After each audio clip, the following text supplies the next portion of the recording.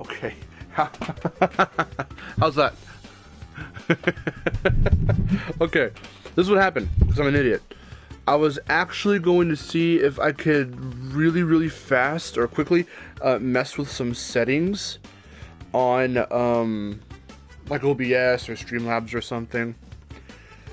Okay, so am I good now? Is everyone... Yep, okay, this is what happened. I was trying to mess with OBS and stuff, like last minute, just to see like, oh, I wonder if I can like do whatever. So I put my mic into my computer, and then forgetting that I did that, I just started the stream here straight from the console. So the mic wasn't plugged into the console, it was plugged into my computer. So I'm sorry about that. I was saying earlier, I woke up 2 hours ago and I felt, yeah, I'm gonna do a CTR stream because I haven't done one in quite a while. And so now I'm just wondering, what should we do? I saw Tabriz is in here, and Zark, hello. Who should we pick? Let's pick everyone's favorite character, the Crate.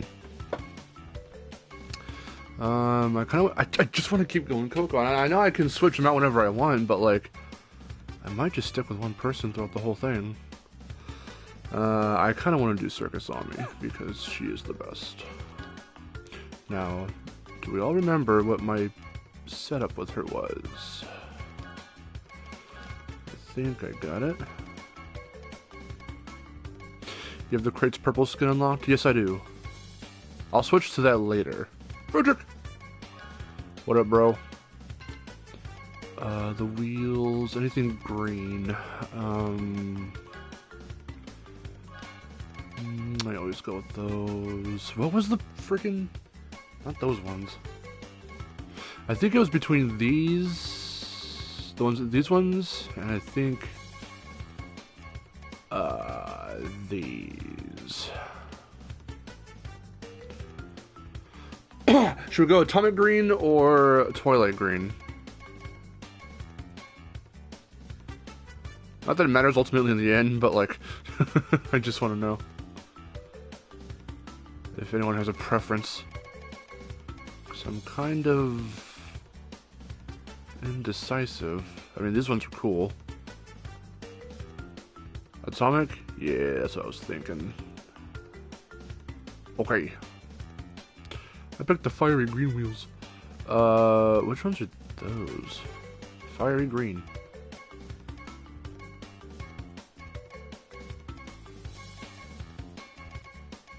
Oh. Oh, you mean, oh, these ones? Gosh, so many wheels. Okay, Atomic, where's the Atomic? Trey, what's up? Raven! I missed this game. If you still have it on your PS4, you can play whenever you want, bro. I was testing out, I was testing out Insane on my PS5, like a few weeks ago, and then I probably deleted it off just because it was more of a test, just to see if it ran any better or whatever, and I was like, wow, fuck. Insane feels weird. Whee! Circus Army is the best, fight me. Let's see, I can get rid of... Oh no, Genius Alerts! The PS5 is now available in stock, back in stock at Best Buy. You guys better go get your PS5s. It's probably ready. It's probably already sold out. Oh man. Dude, getting the fucking PS5, oh my god. Aaron and I tried, like literally we stayed up the night before the day one launch, and like once midnight hit, we started fucking refreshing our pages on, I think I was on Amazon and she was on something else, or maybe she was also on Amazon. And wow. Like, we were unsuccessful the entire day. We spent that whole day doing nothing but trying to get the console. Every 3-hour period when it would pop up again, we would try and we would fail. And at one point, I did have it in the cart, and I think she did too. And we were like literally about to check out, and then bam, it was sold out. And we were like, oh my god, are you fucking kidding me? The lava wheels, I think they're called. Oh yeah, the fucking. Oh, you're talking about the ones from back in time, huh? I think so.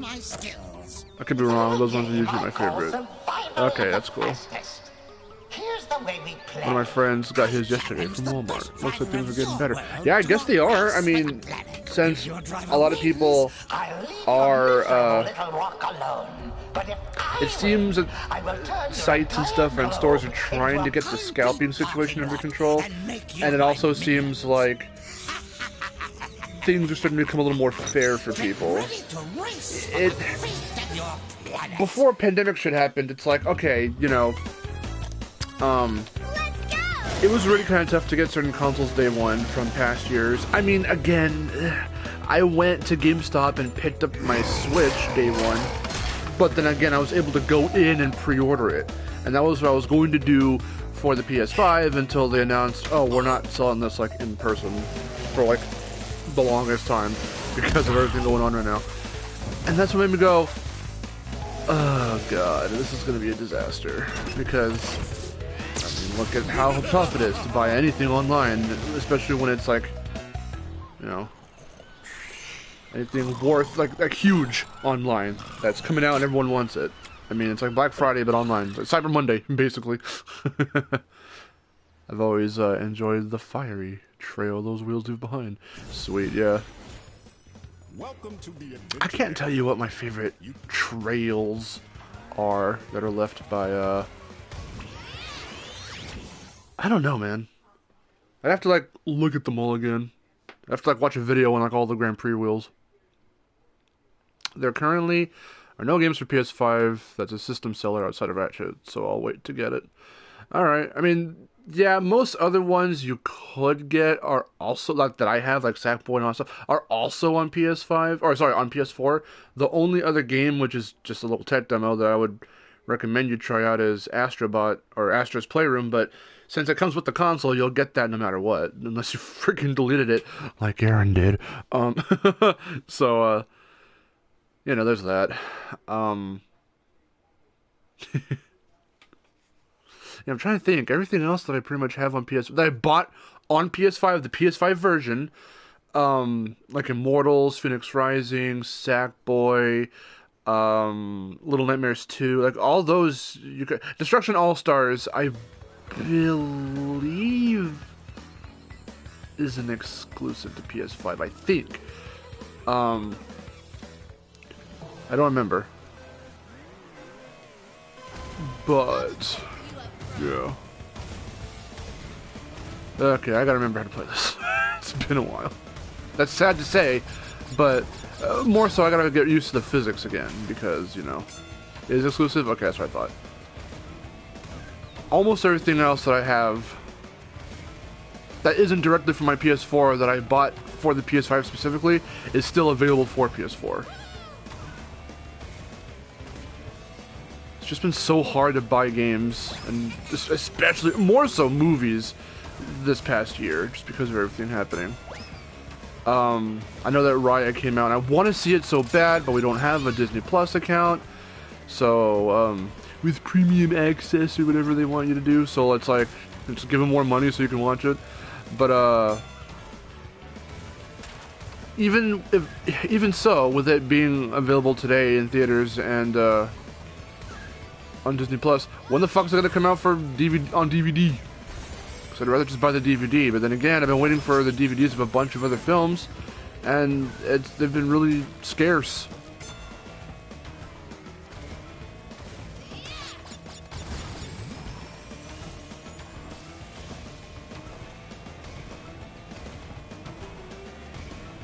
Like, I was waiting for the SpongeBob movie, the Sponge on the Run, to come out on DVD, because that came out freaking like summer or fall of last year.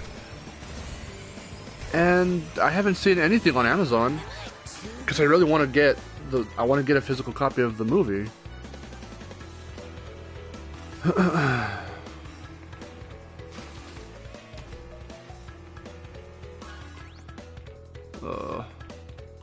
Yeah, Trey, there's still a lot of content we were speculating on and thinking could appear in this game. But we have a freaking lot as it is, which is fine.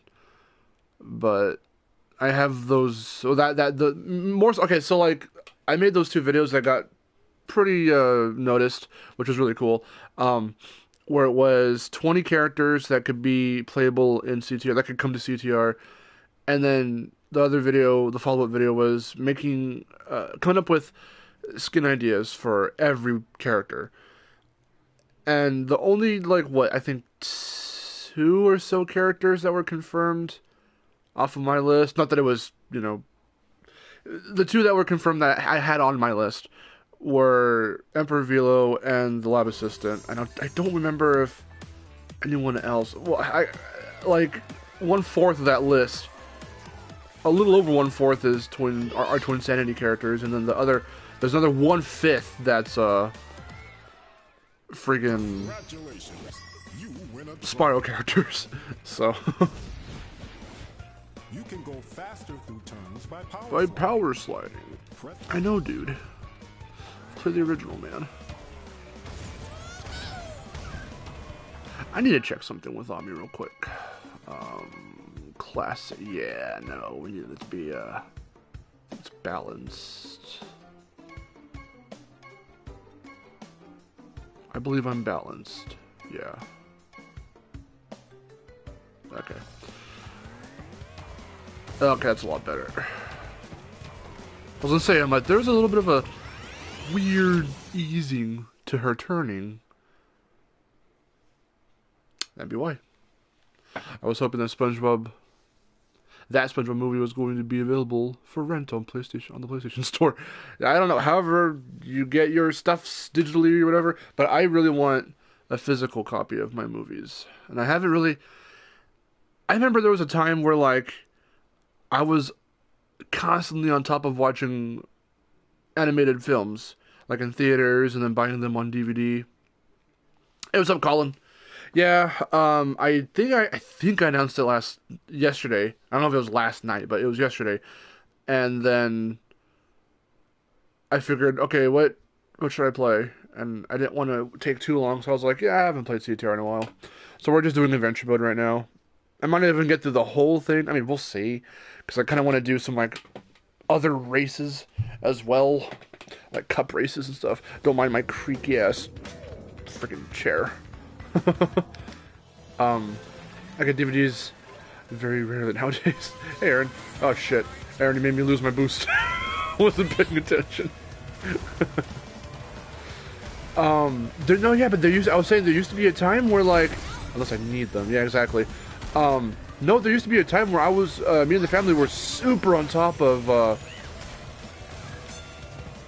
watching movies that came out. Like, we watched, like, I think, the first 2 Despicable Me's. We watched, I think we watched Minions in theaters. I can't remember, to be honest. We watched all 3 Kung Fu Pandas. We watched... There was a lot. There was a lot. I'm not gonna go over, like, every freaking DreamWorks and, like, Pixar movie. But... we used to be on top of it. And then we also used to freaking, get, like, once they were on DVD, we would get them for, like, birthdays or just, or Christmas or something. So we were always on top of it. And then at some point in the last couple years, we so totally, utterly trailed off. It was probably when I started YouTube. Like, really got into doing what I do here on this channel and on Vid Games and Westside Studios. Which was around, I mean, when we started that stuff, it was around 2012, 2013, 2014. And then we kind of, like, there was that 1 to 2 year time gap where my laptop crashed and I already graduated high school, so that was like my one major way to edit videos and stuff. And so because I didn't have the resources anymore and my laptop died, I just kind of stopped making videos, and I was focusing on trying to do college stuff, and then that didn't really work out, so then I was trying to focus on getting a job. And then 2015 was around the time where I started wanting to get back into YouTube, and now, you know, I'm doing what I'm doing. And I think it was around that time, when it comes back to movies, that I still watch some occasionally. It took me a long time to watch Despicable Me 3. It took me a long time to watch a couple movies out there, and I still to this day haven't seen Cars 3 despite owning it for about 2 or so years. And How to Train Your Dragon 3. I need to freaking watch the Lost Hidden World or whatever. I need to watch that. I still haven't watched it. And I need to, and we have them. We got both those movies like on the same Christmas, like 2 or so years ago, and we still haven't watched them.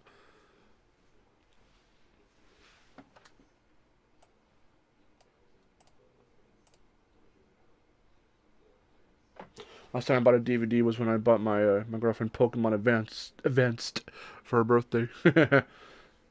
Tomorrow watch the SpongeBob movie, the first one, two, and then three. Nice.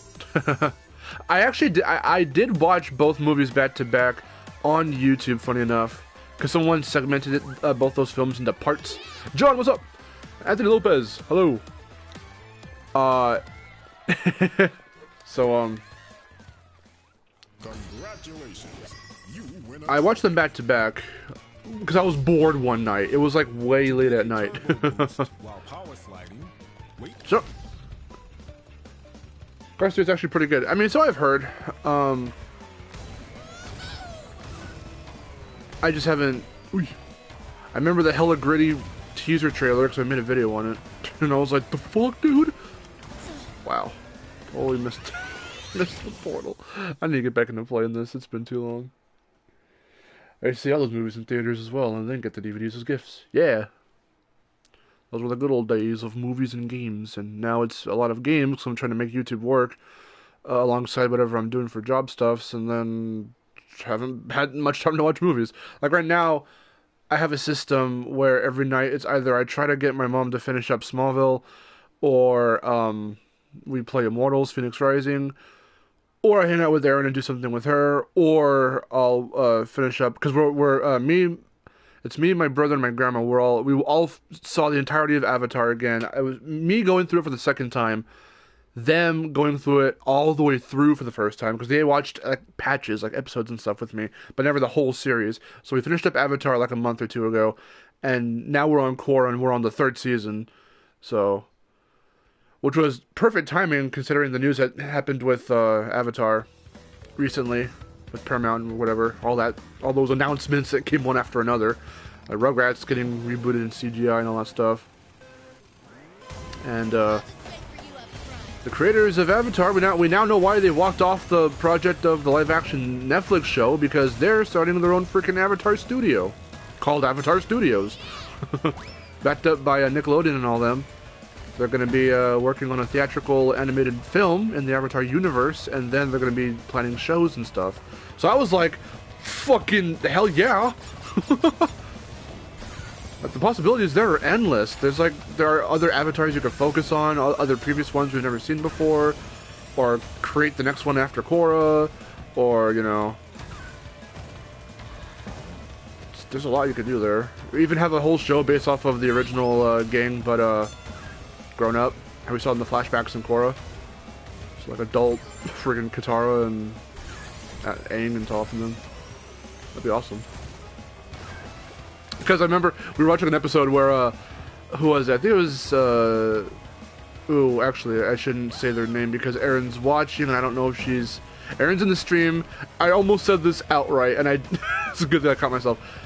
I don't know how much Erin knows about Season 3 of Korra, or which other characters you'll end up seeing, but like, so don't spoil it in the chat, anyone who's watched all of Korra. But this particular character, I think it was the character I'm thinking of, it was, let me see, it was Tenzin, Tenzin said it, it was him, Sokka, and this other character, and they were all fighting against, I think it was, what's his face, the fucking villain from, Zahir, and, I was like, we don't get a flashback for that shit? That'd be really cool, to see them fighting all against, it would have been really cool, like, the adult adventures of the original Avatar crew. I don't care. I know you don't care, but I don't want to spoil it. It's an awesome reveal. It's a really awesome reveal. for a particular character who comes back that you're gonna go, oh shit. Yeah, I don't want to spoil it. I'm not gonna be the one to spoil it, and I would still appreciate it if no one spoiled it in the chat. Do I like the Ice Age movies? Up to like 3. I saw 4 and it wasn't that funny, and I didn't even bother watching the 5th one, Continental Drift. No, sorry, 4 was Continental Drift. What was the 5th one called? See, I get them confused after a while. What the fuck was the 5th one called? I don't even remember, but no, Continental Drift I want to say was the 4th one. The 5th one was called something. I don't fucking remember. Yeah, no, I'm a fan of. I like the first one. It's really funny. Collision Course. Okay, yeah. See, I forgot about that because I've never seen it. I already know how the show ends, and why would I care at this point? Well, that's how the show ends. I'm talking about a character reveal. Everyone knows how the fucking show ends because not only do the comics elaborate on a particular relationship, but then everyone draws fucking ship art, which is great. It's awesome. But it's like, yeah, I mean, okay. And you know what? I don't mind the fact that I can talk to you about the ending and the fact that you already saw it ahead of time before finishing the show, because the ending is okay, but like, it's, in my opinion, not like as strong as Avatar's ending. Like, I would not, I mean, obviously, okay, hero goes up against villain and hero wins. I mean, fucking duh. But like, the little bits that happen in the finale, I wouldn't, in the series finale to like Avatar, I wouldn't spoil it for anyone.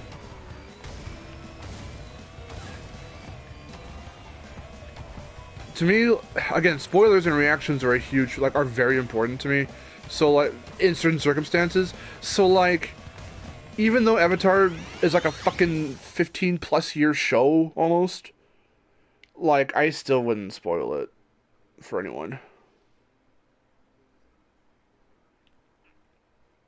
I forgot about Ice Age. It's crazy it's got 5 movies. It's got 5 movies, shorts. Didn't it have a show? It did not have a show at one point. I thought it did. No, they franchised the fuck out of it, which I was like, oh, okay. Like, the Scrat shorts are pretty funny. The first 2 films are the best, in my opinion. The second one being, like, my absolute favorite. And then the third one was like, okay. It had some funny bits in it. But it's not nearly as funny, I guess. And the fourth one, I don't remember much. I remember Raj from Big Bang Theory as the skunk, and that's like about it. Because he goes up the little pole and chomps on the pole, and then he lets his body go, phew, and then he's a little flag. Because he's got the skull and crossbones on his back. I liked 4. I forgot about it. I don't remember it.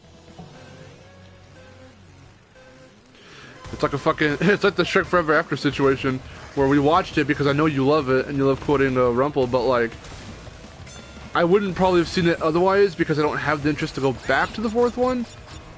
But not to say it's bad or I hate it, it's a little forgettable on my end in certain circumstances, but Aaron loves it, so I remember we watched it one time.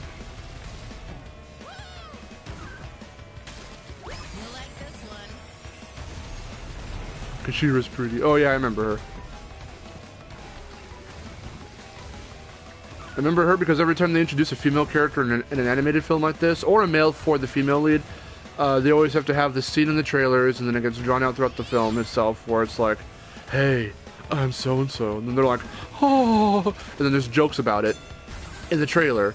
In the film, that happens, and that's the introductory scene for the character, and then they just have some moments here and there, and then maybe they'll do, ooh, that was close, maybe they'll have the twist where it's like, oh, that love interest was a villain all along, and then it goes, oh, secondary twist, no they're not, and it's like, alright.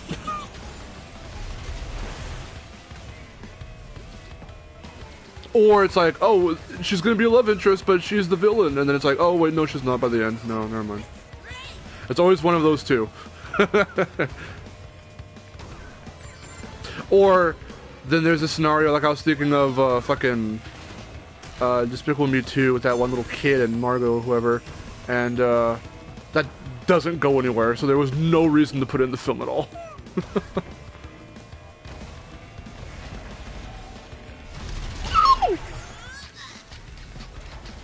Timed that all wrong. Whee. I saw the third or fourth in theaters. That's cool. I don't remember if I saw the second movie in theaters. If I did, I don't remember that experience.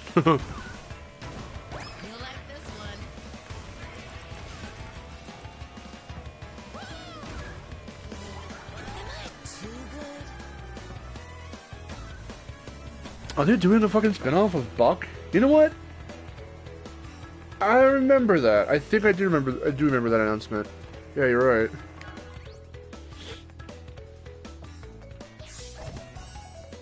The fourth was absolutely not good. I like how we've got Aaron saying, I like the fourth one. And then fucking, was it Colin or Frederick? Colin's like, the fourth one was not good. I mean, it's different. It's definitely opinionated. It's split. But like, I don't know. I'm indifferent to it. It's not offensive, but it's not particularly funny. Because they started getting more into like the little modern pop culture references, or not pop culture, as far as I remember anyway. But like, they tried to really throw in dated modern references. Isn't that always how it is? They tried to throw in dated modern references. I remember in the first film they had a few quote unquote modern references, like the traffic when in that montage where they're just traveling.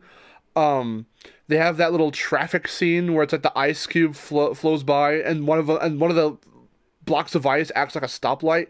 That's funny. It's modern, but it's not like dated necessarily. And then I don't remember any actual modern references in the other films, but I remember they were kind of dated, especially because they got certain like pop people or musician people or these voice actors that have just been around in a shit ton of movies at the time, so they just threw them in the role because they were everywhere already as it was. Like, wasn't Nicki Minaj or somebody was a fucking character in one of the Ice Age movies, in the fourth one, I think? One of the pirates was voiced by some fucking singer or something. I don't remember. The fifth I've never bothered to watch. Most people are gonna say it sucks, so I'm gonna be the only one person who likes it. That's usually how it turns out, which is sad. Well, there is some. I have a couple instances like that. Like, everyone hates Rise of the Lyric, but I think there's a legit charm to it. It at this point can't get any more love, though. I was gonna say, it doesn't get much love. I don't think it can at this point, which is very, very unfortunate, because I love the idea. Some people hate the idea of Rise of the Lyric and said, this was a shit concept from the beginning. They ruined my childhood. They ruined Sonic. And I'm like, I think Sonic ruined itself a long time ago. This, if anything, if this was successful, Rise of the Lyric would have been really cool. They probably could have set it on course for like some really cool games, but nope. Unfortunately not.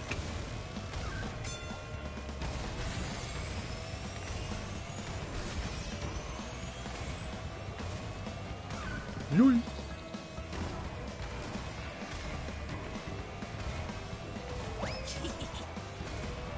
Alright, little Ripper. The end is nigh for you.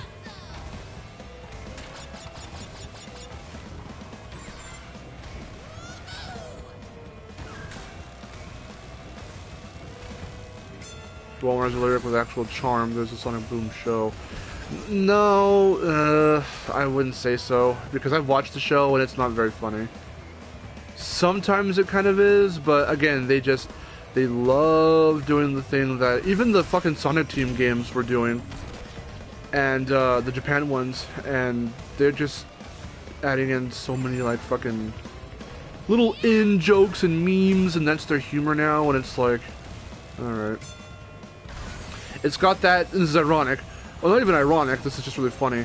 It's got that what I like to call Cartoon Network humor, but then again, the Sonic Boom show was a Cartoon Network show. But that's how I describe Mind Over Mutants humor as well. Just very like, okay, they're trying to be funny with dialogue, and less with the, they're trying to like balance out both, like dialogue-based humor, like these jokes and whatnot, and references to shit, with like some physical humor, like physical comedy or all that. it just doesn't really work for Crash, in my opinion. And for Sonic, they keep trying it, and it's not funny. Here, let's watch. Speaking of funny, let's watch Ripperoo regurgitate a fucking key.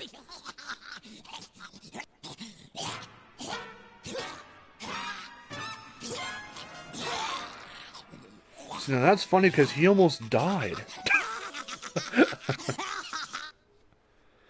Whatever that means.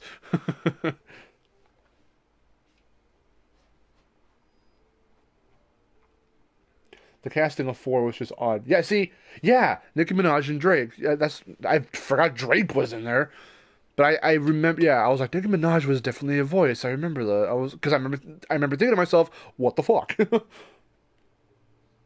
That's when they see, because they were everywhere. That was like the early-ish to almost mid 2010s. So that's when like Katy Perry was everywhere, and Lady Gaga was everywhere, and Nicki Minaj was everywhere, and like Ariana Grande was everywhere. Like, more so than they had been in previous years, especially, like, in the mid to late 2000s. So, like, they were getting all this attention with all their music and everything, and all the music videos and stuff that was coming out of those music videos, like memes and sharing just the shit around and all that. And so then they were like, cast them as characters in movies and whatnot. And then I was like, oh, okay. But why, though? Like, I don't understand. 2010s were a time. I mean, they were. Unfortunately, that's the one decade I can recall a bunch of stuff of from the most. Just because of how, the 2000s I was still a kid, so there's a lot I do remember, but not nearly as much. I went in a big circle. I forgot where I'm supposed to go. The 2000s were really good. Okay, I just completely missed this part. I mean, I was gonna go here, and then I thought, nah, this isn't where I'm supposed to go.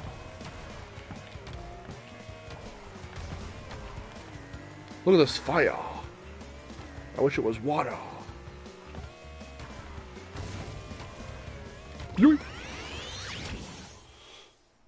Pop stars used to get butts in the seats. Pop stars were used to get butts in the seats. Yep. You don't got to tell me about butts in the seats. Aaron and I had a conversation about that. And we were like, because Aaron's like, you just gotta accept that these things happen. I'm like, I know they happen. I do not like the fact that they happen. I think it was in one of her streams that I said that. We had this little mini argument debate thing about it. And I was like, Early to mid 2000s were the best. They had a great aesthetic and everything. Remember the old iPod Nano fucking promo pictures with the black silhouette and the white earbuds and the iPod? They stood out across the silhouette in the background. And then when Donkey Kong Country Returns came out, everyone said, "Look, it's the iPod aesthetic." They're doing the iPod. I still have my Nano, by the way. Oh, I want that. Oh, wait. That's Wumpa coins right there. Or something. I forgot. No, it is Wumpa coins, I think. Yeah, it's the golden Wumpa. Give me that shit, please.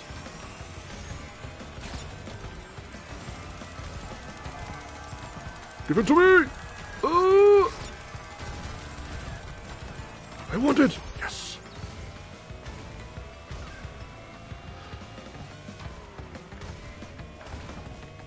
Okay, hold on. I was trying to look at chat. I should really have my phone on so I can view the comments.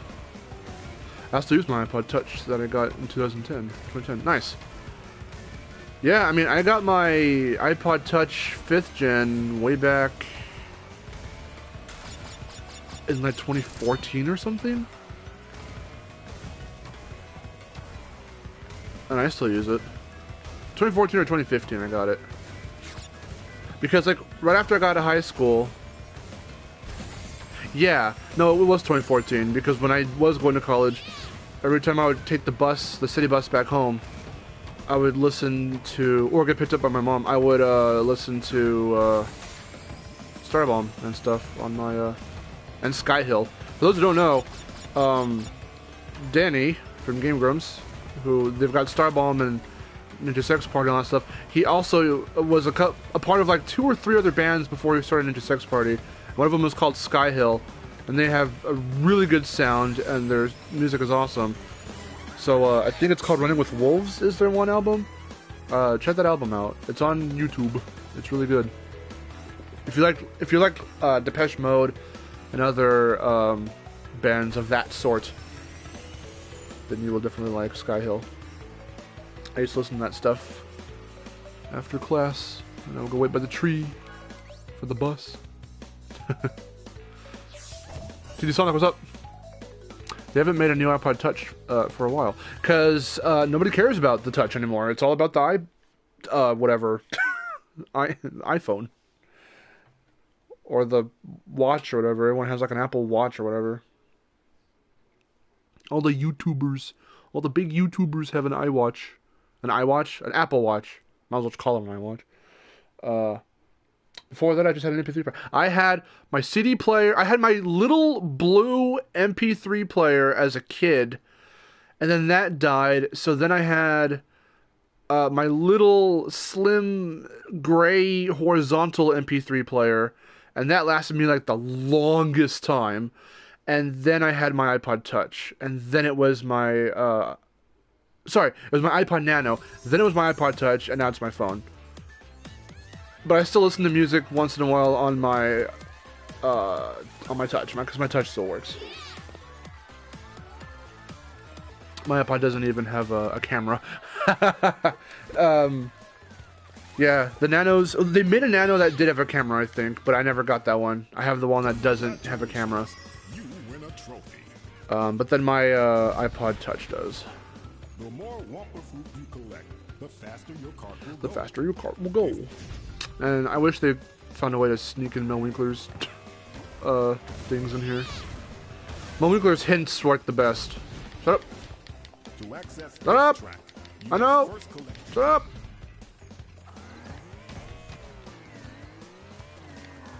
I think it's over here. There it is. Tiger Temple. Yeah, whatever. They should make one like that. And it's just a mishmash of all the other Apple products in one. The whatever. Who needs iPods these days when you have Spotify? But what if your Spotify is not good? Whatever that means. What if, like, your internet's not... I don't fucking... Yeah, no, what if your internet's not good? See, here's the thing about you little kids, right? Hold on, Frederick, how old are you again? I think you're like, what, 17, 18? Okay, listen up. I'm gonna crash course you on this shit. If it's all digital, then when one thing fucks up, you have no access. At the very least, like, with MP3 players or shit, you could just take... You're 18? Okay, listen up. We used to take our fucking CDs... Does anybody remember CDs? And put them in our computers, rip the music, and then burn that onto like other discs to make like little mixed CDs. I did that all the time. And like I would make my own mixed CDs. I would in fact I would record with the sound recorder from my computer at the time. I would record the desktop audio so I could record shit off YouTube, and I would burn that onto CDs. So I had just songs off YouTube and stuff like that. God, those are the days. That was like the mid to late 2000s for me, and that was what a fucking time, man. That was so good. More like early to mid 2000s. Mid for sure. Mid 2000s. But then you have your little fucking MP3 player, and you plug it into your computer, so you can put a CD on to your computer in the little disc tray, and then you rip the music from your player, your CD onto the into like the media player, and then from there you can then transfer that shit over to your MP3 player, and there you go. Like, it's not online, it's digital, it's not online though, and then there you go. You've got your fucking music. So even if internet shit went down that day, you could still listen to all your music and everything was fine.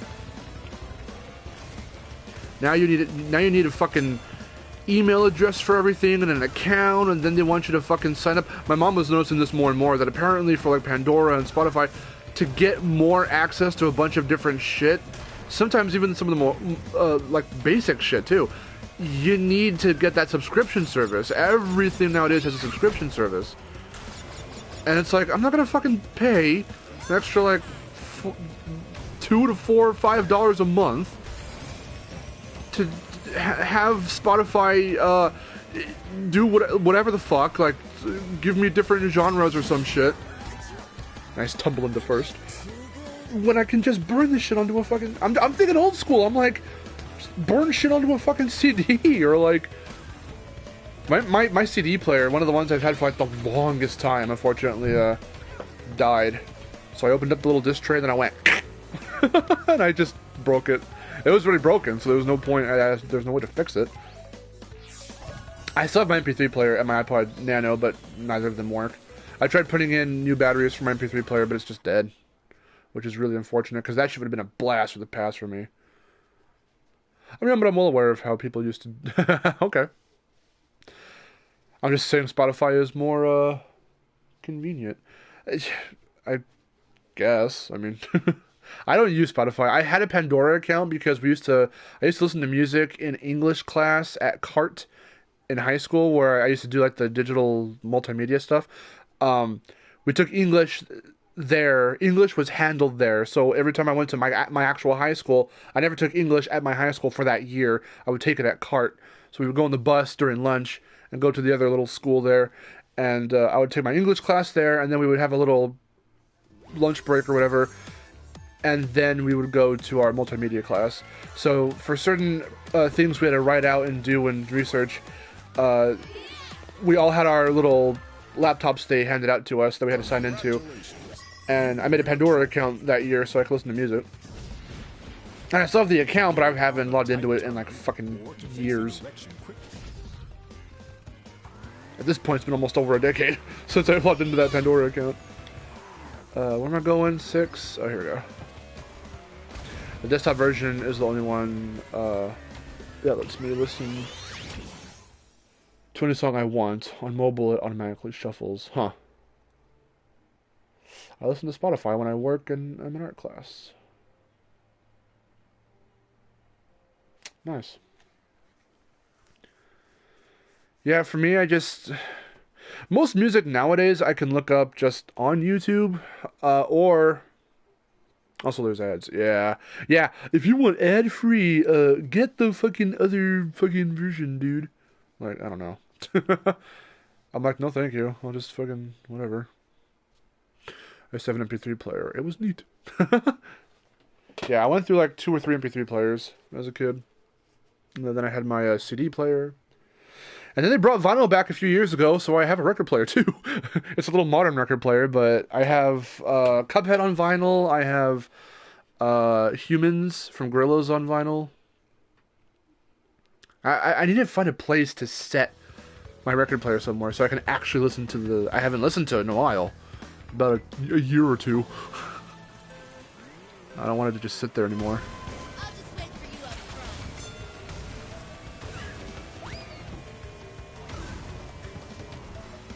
Since I'm a student, I have a discount. Oh, that's right. Yeah, then there's the student discount. You could do that shit for, like, Adobe and stuff as well. I've seen that. I have to pay the normal shit, like 53 or so bucks a month. But, students get... Oh, fuck, I jumped, I swear. Students get, like, I think the original price or so, like 49 or 50 a month. Or so.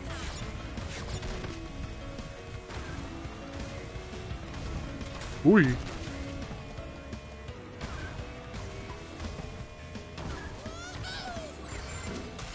Plus, does Spotify have all my CK clips? No.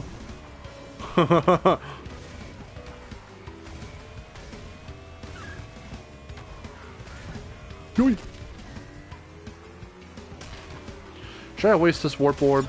I don't know. But I'm pretty ahead of everyone. There we go.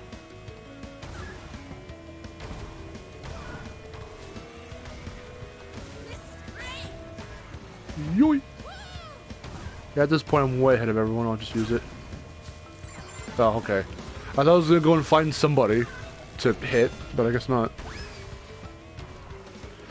I love the part when they made the warp orbs way fucking faster. Remember how slow they used to be when the game first came out? And then you go, and after that patch happened, you get one, and it's like, shoo! People went, what the fuck? That shit's way faster now. I think because it was a little too slow, especially for those who were really good, and like speedrunners and stuff, because it was easier to speedrun this game, because of just how much more fluid the game feels. I guess they were just always able to actually outrun the fucking warp orb. So Binox went, make that shit faster.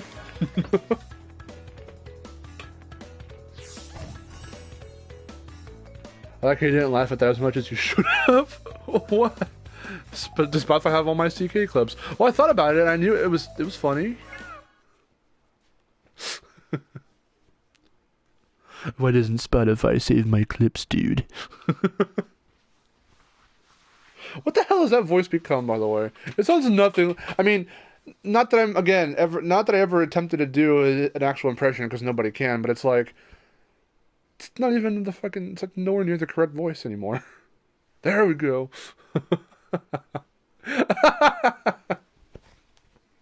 It's like, not even in the right register. Like, what the fuck voice is this? What did it turn into? What did it sound like when I first started doing it? I was like,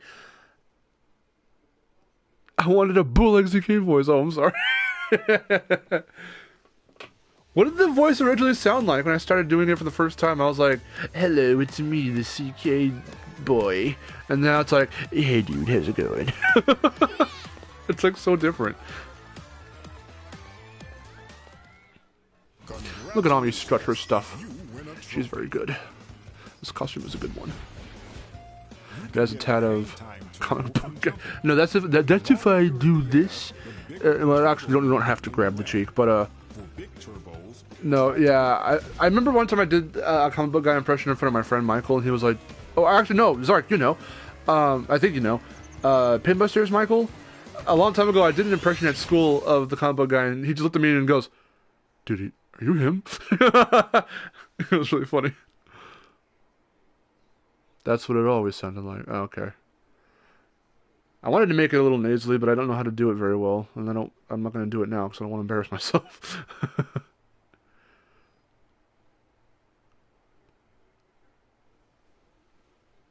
Third time is the charm. Well, Aaron also likes it when I do my Marvin the Martian impression. Will he be in Space Jam 2 featuring everyone in CGI? I want Marvin the Martian to come back and they pummel the fuck out of him. I forgot what did he do in the film? He didn't have a large part. Ray, what's up? Still no PC port. Yeah, well, you know. I gotta get to work. Alright, Zark, thanks for stopping by, and I'll see you later, bro. Take care, stay safe, and have a good day. Coco's in a spaceship for some reason. She's in Oxide's little hover ship. Hey. One side, Cortex! Get the fuck out at one side. One way. Down in front? I don't know. Polar, come on, man. Yeah, what am Marvin... Fucking Polar! You know, he used to be a problem sometimes in the original as well. Fuck! I remember every time Polar got ahead of me in the original, I was like, dude. This should help you. Marvin will do a variety of... We'll do a... Wait, what? Oh, a drive-by. Well, no, but what did he do in the first movie? In the first Space Jam? He was just kind of there.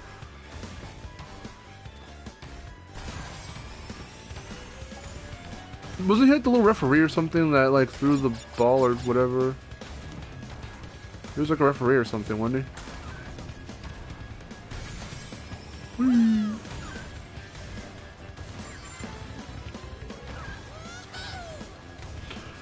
I want the Martian Queen. Is there a Martian Queen? Is that a thing? Is that his mom? Marvin's mom, the Queen. God save her.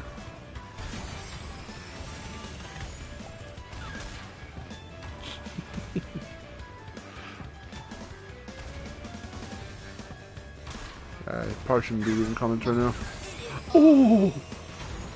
That was close. Okay.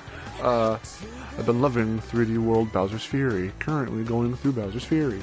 Yeah, well, I tried recording Bowser's Fury and then, yesterday. And then fucking, I had insufficient space because my fucking C drive's all used up right now.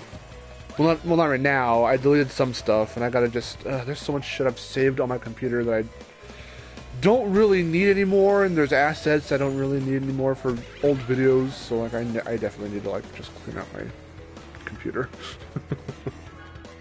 You've never seen her? She was in the one about in that one Duck Dodgers cartoon. I've never watched Duck Dodgers. I know what it is. I know who he is. But yeah. I mean, they made a Duck Dodgers reference, and there was a whole little mini segment about it in Back in Action with Marvin the Martian. I gotta stand up real quick. Oh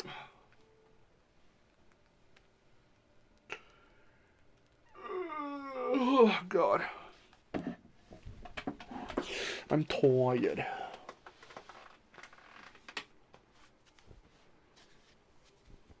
Was there anyone in Looney Tunes who got Edwarded out of Space Jam? Edwarded? Is that? Oh, is that one Thomas the Tank Engine saying? Because Edward was like a huge part of like the early Thomas stuff, and now like he's so totally like not in there anymore. Like in the show, like at all.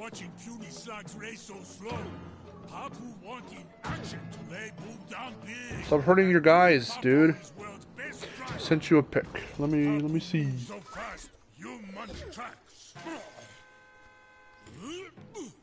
Fucking Papu. Look, Aaron, it's me. I am Papu Papu. Woo. Oh. Oh. I feel like I've seen her around. Okay. Yeah, she's good. Have you showed me her before? I don't remember. Yeah,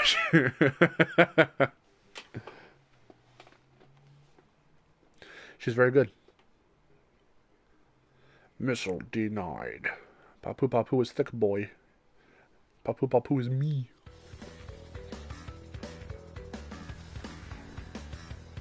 Aaron, let's do a couples Halloween thing costume this year. I'm Papu Papu and you're the Martian Queen. They don't match at all, but I don't care.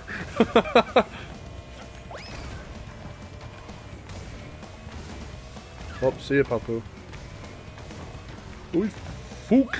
Oh. Oh God, he's right there. No! Oh, come on, man.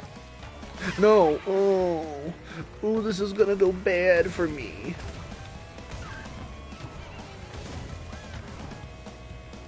Alright, Papu. He doesn't know about the trick. The fucking, god damn it. Better not fuck up my trick.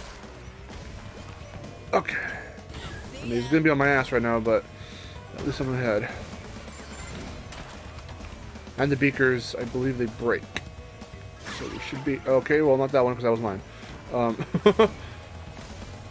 It should be good, though. Oh, fuck! Ooh, ooh, ooh, he's right behind me! That's scary. Oh god, I hear him.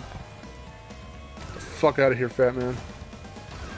Fat boy. Wait, what's the quote, Aaron?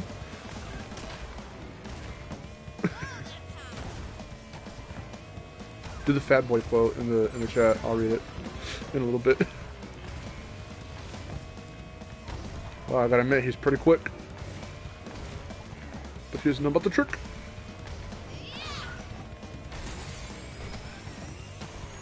He's quick, but he don't know about the trick. Yoy. Happy holidays, fat boy.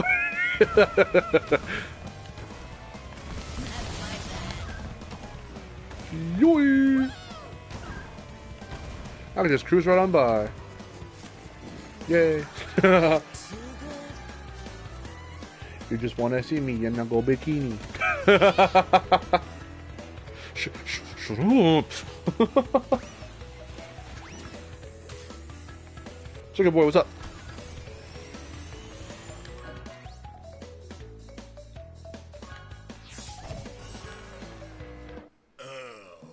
Look at Papu. Yeah, but then I'll be shirtless. So it's a win-win. That's a lose-win. You would lose heavily. But I want the tattoos on me because tribal tattoos are cool. We'll have those the ones that you wet, that you slap onto your skin and then you wet it, and then and then you peel the paper off. We'll find something like that for him, and we'll just drape them all over me, like on my belly and my arms. Maybe Papa would not eat big enough breakfast. I kind of like his deeper voice from the original. It kind of fits him more. This one's like, I'm a dude, hello. It sounds like Reignited. It sounds like the little cave dudes from Reignited. Because they sound like middle-aged men. They sound like 40-year-old men. I like their little ooga booga voices in the original. They're like, Spider-Man. Kind of, not even close, but kind of. But then Reignited, they're like, I'm a man. Hello.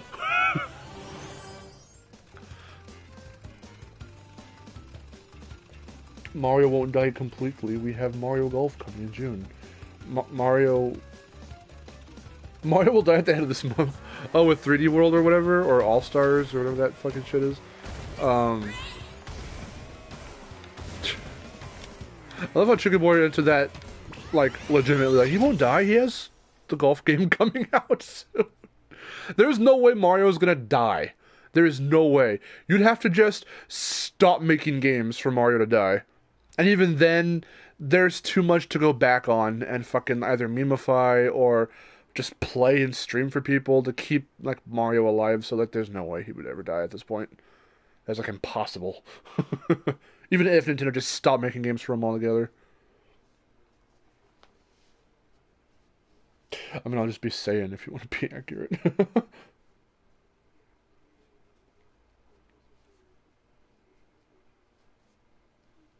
Martian Queen is the reason set phasers to love was coined. I don't think I've heard that term, but that's funny.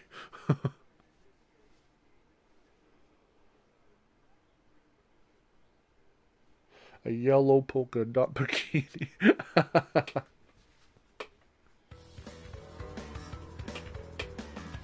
Listen, just look like a belly dancer. It's fine. Do the one. Do the genie in in Reignited, or the original. From Shady Oasis. Sorry, that's a stupid joke. I made myself laugh at the dumbest shit. Oasis. Why do you guys watch me? I just realized. Stupid jokes. Oasis. Shitty Oasis. Yeah, just dress up as a genie. Or Shantae.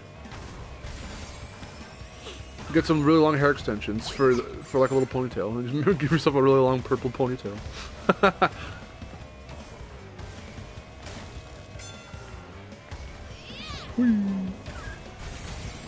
Nope. I should have just slowed down a little bit. Oasis. No, it's hey! You have to put hey! You ruined it. Oh, hey, sis. So it sounds like Oasis. The day Mario dies, I bet The Simpsons will air. Will still air on TV.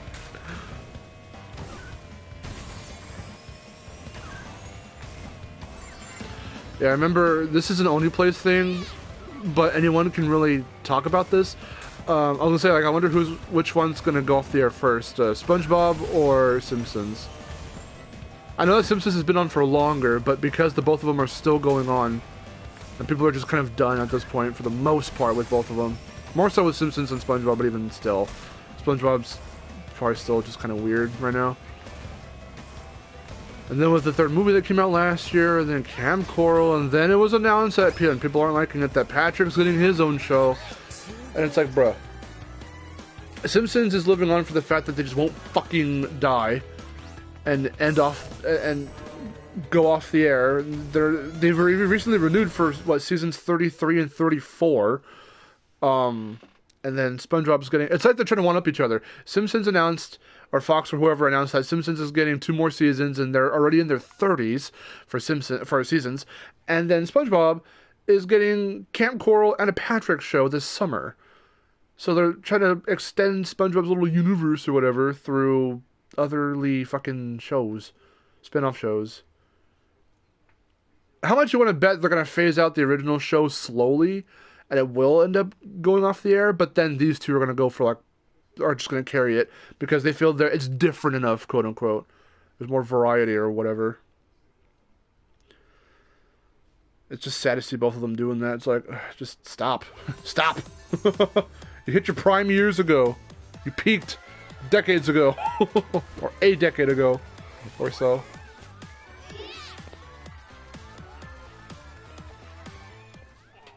Congratulations. I have too much of a gut to dress like that.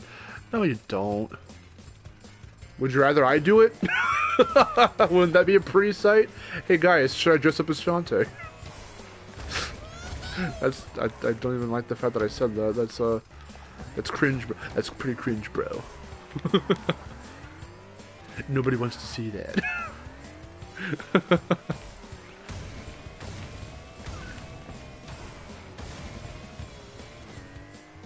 Don't look now, but what you've just said was cringe. Where's the fucking opening? It's like right over here. Right? I legit always miss the opening to the little cave where Polar Pass is in, or wherever.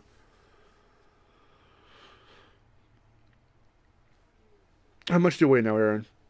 I'm pretty sure you don't have a little punch. And even if you did have a little punch, at least you know you look a little pudgy.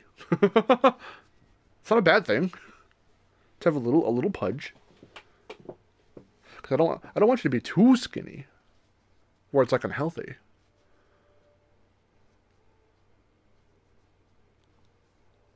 Isabella and Ami's costumes.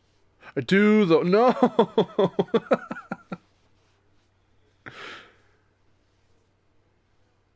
You can keep a little bit of pudge, but like not too much if it feels uncomfortable. But I don't want you to be like too like unhealthily, you know, thin.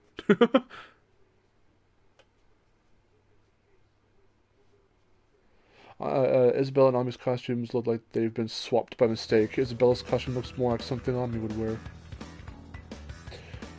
While Isabella strikes me as the more ringmaster type. I don't know. I'm fine with Ami looking like this.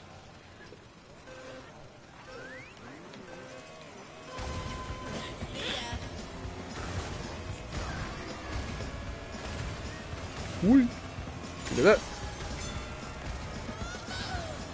Bloop. Fook. Fook. Right. It's just fucking Polar. Why is Polar always a problem? And how come I still have not gotten the grasp of that fucking corkscrew? Please don't kill me. After all these years. 20 plus years of playing this game and I've never fucking gotten used to that corkscrew.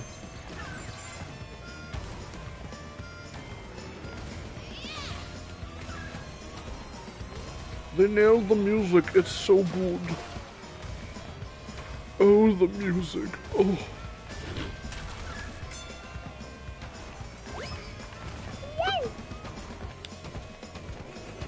Yeah, I'll just do that.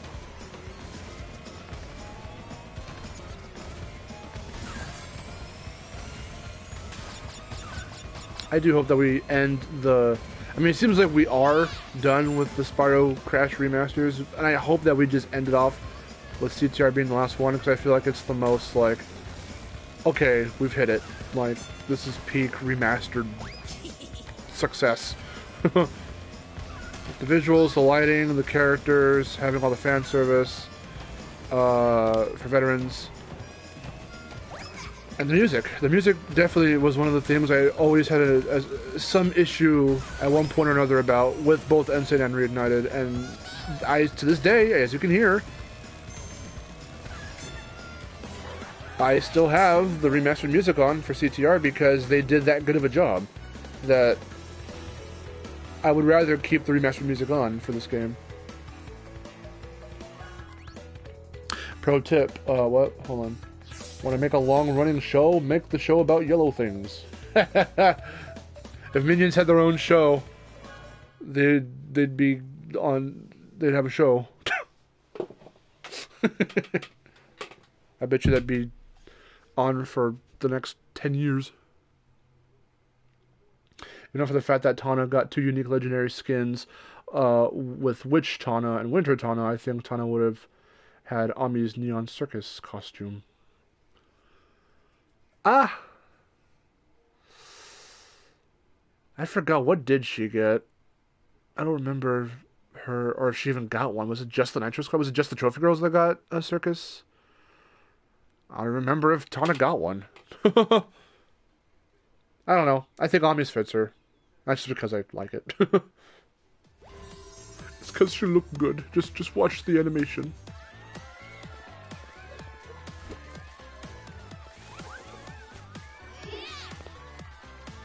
I don't know, they made it fit her, I guess. Congratulations, you win a trophy. Do we now? Oh, you have nothing else to say to me, Aku Aku? Aku Aku. There it is. See how like fucking easy it is to miss this? Where's the next one? I think it's finally down. Wait. It's down here. Yep. Yeah. Oh, here's Polar Pass. So what was in the other one again? I don't remember.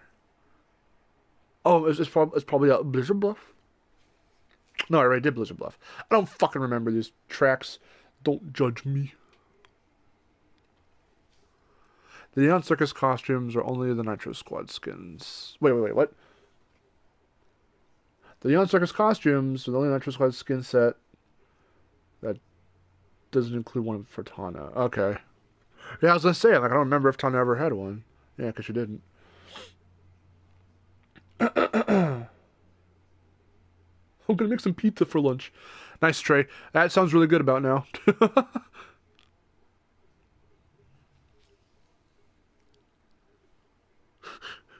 Making fun of myself by comparing myself to Papu Papu, yet I want a pizza. That's the life of a fat boy right there. I'm fat, I should do something about it. Oh, look, pizza.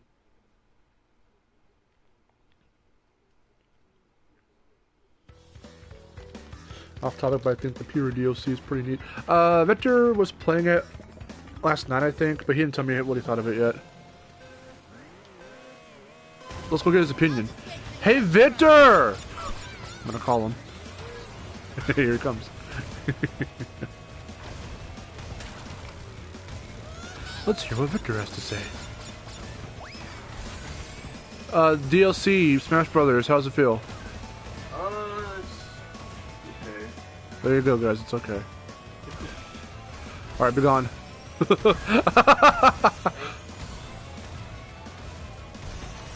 that the cat? Do I hear the cat? Kitty cat.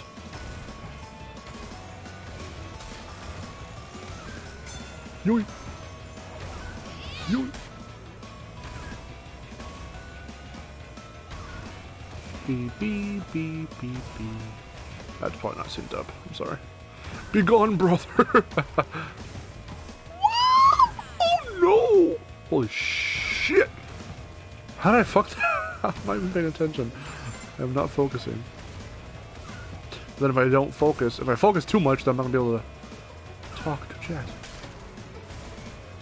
See, go ahead and believe YouTubers when they say, doing commentary, and playing at the same time is hard, because sometimes it is.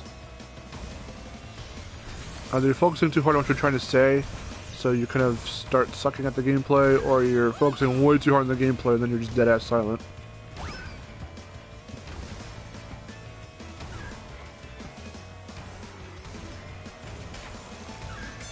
John, what's up? Yes, Raya is streaming on Disney Plus. I had a whole thing about that earlier in the stream. I have not subscribed to Disney Plus or whatever. We don't have it.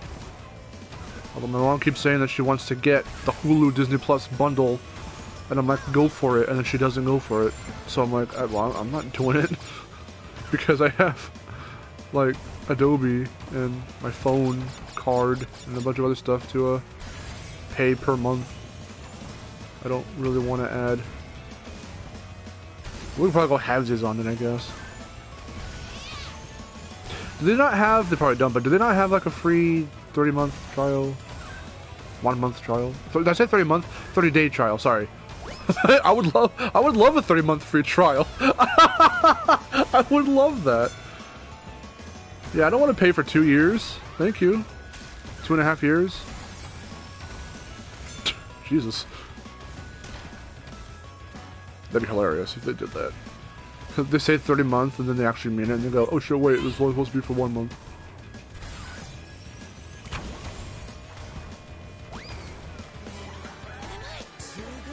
We'll probably get it for family movie night. Yeah, I kind of want to do that too. Because, like, there are, like, tons of old Disney films that we have only on VHS, but not on DVD. And if we don't get them on DVD, then at least stream them. Jesus Christ, I have 600 hours in Smash Ultimate. What the fuck am I doing? Don't worry, at least you could try to hit Travis's numbers and Reignited, because he has, like, what, 1,050 something hours? Total playtime? His purpose was used. Looking at the Neon Circus skins, I think Liz would be more the source to have Ami's ring. Okay. Ray, I like how you're just cycling through who could have Ami's fucking... And I keep telling you, nah. Circus Ami is best circus skin. Just look at her. She's perfect. This is why I wish Abdul was in here, because he would agree with me. Congratulations. I gotta stand up again. Where are we dropping, boys? Wait.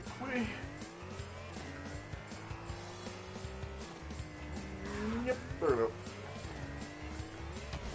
Tiny arena. Oh boy, it's the mud one. Too bad we never got Willy Wumpa cheeks. Wumpa butt cheeks. Evil Twins, Mr. Crumb, and the Viscount. Yeah, man. Willy Wumpa cheeks deserve to be in here. I could easily see him. I mean, the other fucking Tad Team Racing characters are in here. All 2 of them. Bring in a park drone.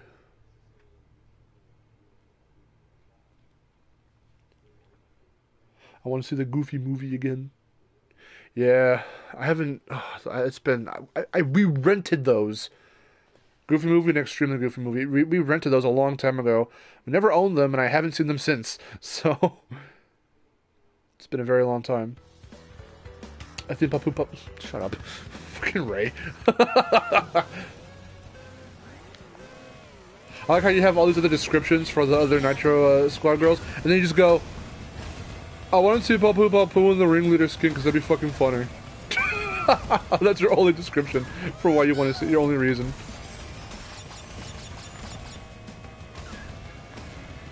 Who could wear it better? Papu as Circus Ami or me as Shantae? Both are very devastating thoughts to think about for too long. So don't dwindle on that for longer than like a half a millisecond.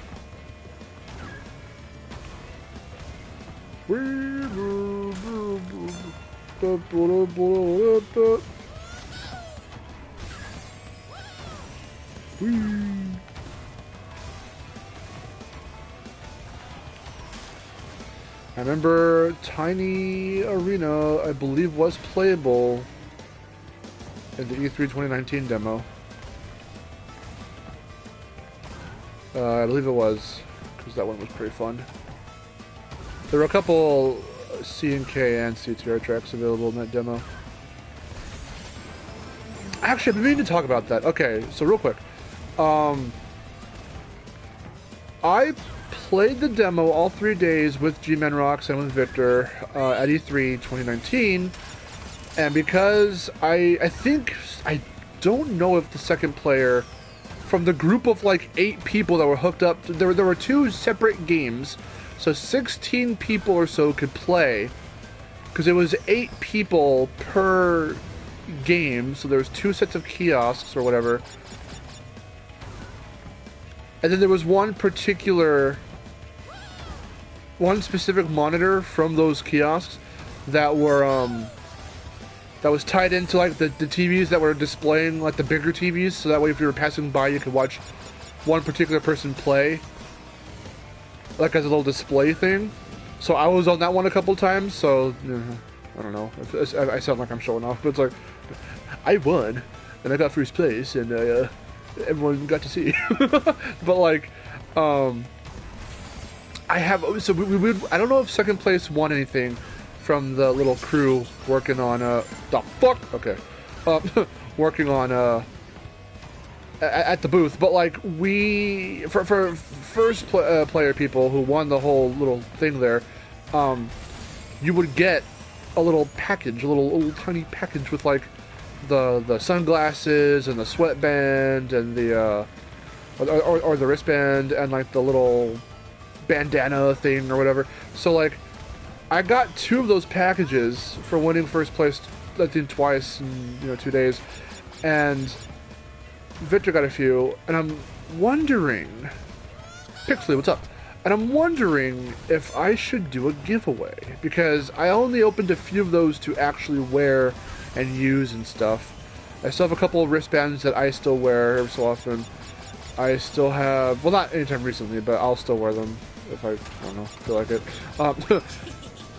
And there's a couple, I still have a couple unopened bandanas and a couple unopened pairs of sunglasses that are CTR branded from E3, and I'm wondering if anyone would want me to do a giveaway so you guys could try to win those. I'm wondering, because I've toyed with the idea, but I'm not sure if I want to do it yet or how to do it. I remember G-Man had his little art contests. You just draw a character depending on the theme he gives, and he'll give you like a copy of, you can win a copy of whatever. Like I did one for Twin Sanity, and I won the copy that Jeremiah Isaiah had that he gave to that he gave to G-Man, that he signed. So I have a signed copy of Twin Sanity from Jeremiah Isaiah that used to be G-Man's.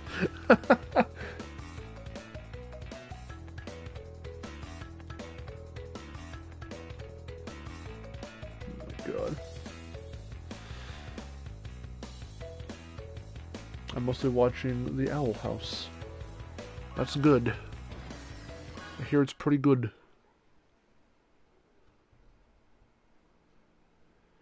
If they didn't have the retro skins, PS4 exclusives, and not limited to just 3 characters, I would love to have seen them on all the characters. The CTR character. That's what I thought they were going to do originally. Originally, I think in my reaction video, actually, you might be able to hear me go like, oh, so everyone gets a fucking retro skin. I didn't know it was just going to be Crash, Cortex, and Coco, as it always is, for basically everything related to merchandise for specific characters in both Insane and Nitro-Fueled. It's always been like Crash, Coco, and Cortex, and then others later. Like we do have like the Oxide Funko and the Tiny Funko and all that stuff. I think there's a Tiny Funko, Fake Crash, stuff like that. But like Crash, Coco, and Cortex are like the Totaku figures, plushies. Coco and Cortex, we're gonna get the NECA figures. Coco's sporting her retro skin right there. Look, it's a regular chicken that is not king chicken. Well, now you'll see why I'm the most feared driver on this circuit. I'll earn the right to fix oxide by crushing you into brake dust. Let's race.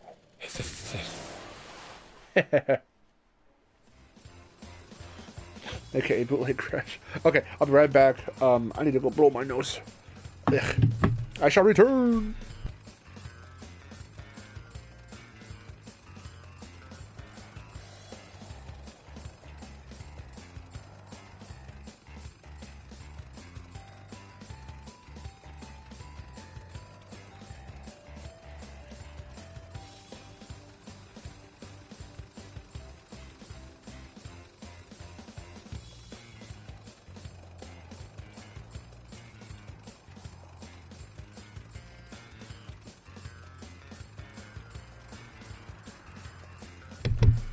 Okay, I am back.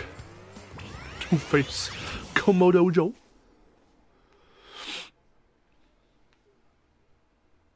I smell a dank engine. Would that be Tomas, by any chance?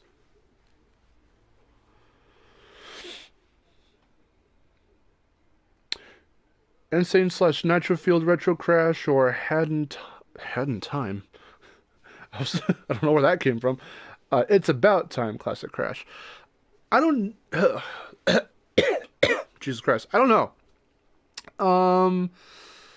Because Retro Crash in It's About Time is shares the proportions that Crash 4's Crash model has.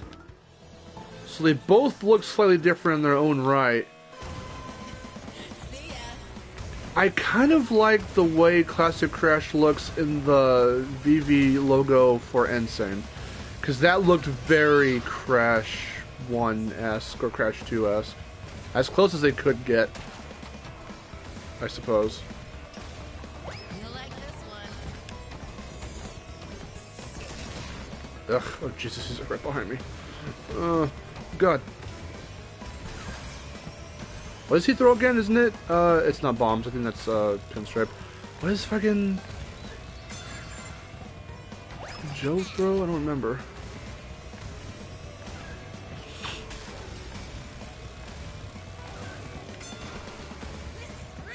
I need Wumpa Fruit fast. Give me some Wumpas! Okay, never mind.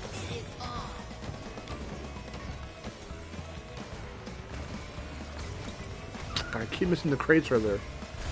How is it that easy to miss crates? Eh.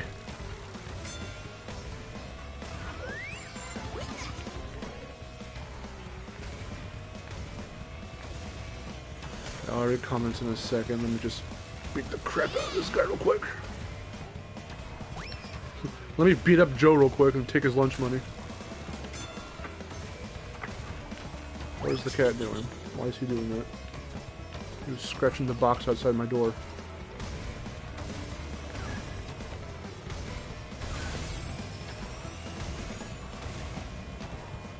Okay. Ugh. I'm way the hell ahead of him. Okay, let's see. Velo, because he makes me go woon. I love fucking with the bosses. Who's better, Emperor Velo or Nitrous Oxide? I don't know. You're not so slow after all. Surprised me, you did. Where'd he go? Here's a key for the win. Still, I think you're not fast enough to outrace Oxide. We're going to lose our planet, and it'll be all your fault. You just left your cart there, dude. Why'd you do that?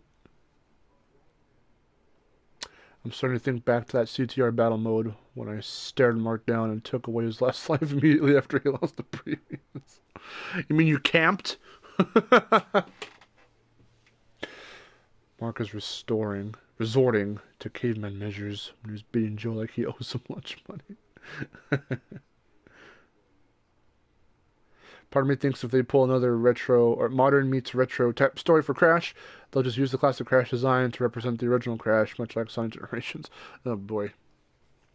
I don't know. I mean, if they do that, like they should have done with Cortex in Crash 4, so they could be distinguished more, and it wasn't just reusing the same models because, you know, using the same models. Whoa. That was strange. Okay, shall we go to the next track? Or shall we end off this adventure mode and do cup stuff? Because I kind of want to do that. Mainly because I just don't want to face Pinstripe right now.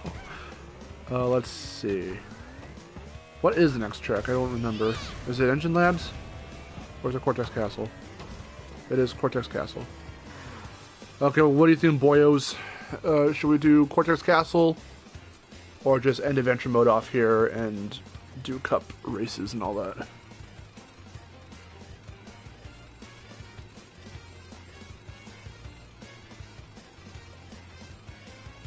Do whatever you feel like. Thanks, Frederick. I'm asking you guys. This always happens. Someone will always be like, I don't know, what do you want to do? And it's like, motherfucker, I'm asking you.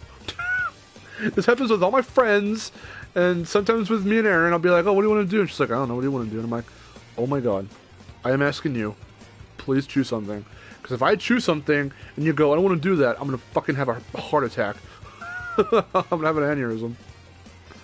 Cup mode? Let's see. Cortex Castle? Uh-oh. We got one for Cup and one for Cortex Castle.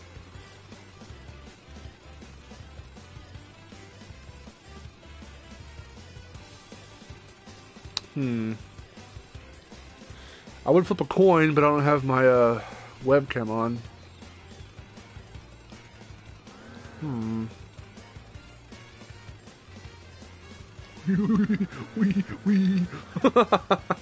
Finish off adventure mode. Does anybody second that? I need a third opinion. Can someone else jump in and say whether or not I should do... Because I've got one of each. But I want to see... Here, I'll do Cortex Castle... Finish the... Okay. I was going to say I'll do Cortex Castle, and then if more people jump in with what I want to do, then... It'll be easier to make a decision. Everyone's saying finish adventure. Okay. I shall do that. It's about times present Cortex should have had the red or black gloves, while past Cortex wears the yellow gloves and speak with a Crash 1 type voice. Yeah, they should just completely recast past Cortex to someone else who knows how to do a good Clancy Brown impression. If they couldn't just get Clancy Brown himself. Because that would have been the bigger surprise. If they waited to tell people that Clancy Brown was coming back as fucking Cortex, dude, that would have been so dope. Because the last time he voiced Cortex was Nitro Kart. How cool would it have been for him to like just reprise the role for a few lines for whatever past Cortex had to say? Because then they could get away with using the original Crash. Because then imagine if they did the original Crash 1 intro, but instead of having the Brendan O'Brien voice, they would go with Clancy Brown, and he would have to like dub over that. And then essentially we've got like the Tom Kenny situation, where Tom Kenny finally got to voice Spyro and Spyro 1 to some degree. So then now you can have like, you know, Clancy Brown doing Cortex in Crash 1, sort of.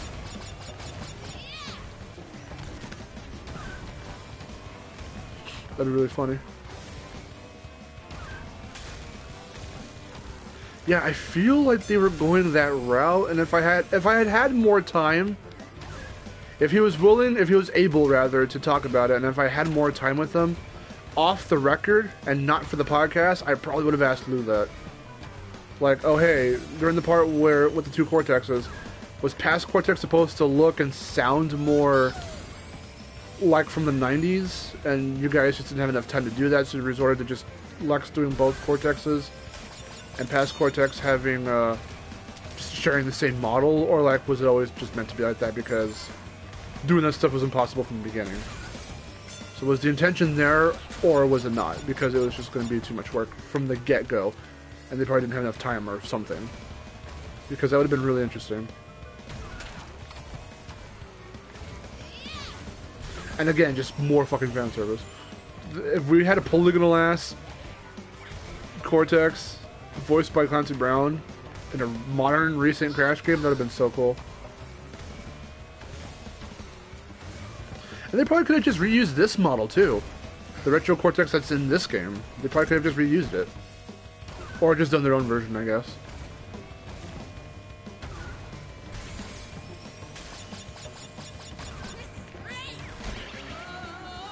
Well, is Clancy Brown too busy with... Well, I mean, Clancy Brown...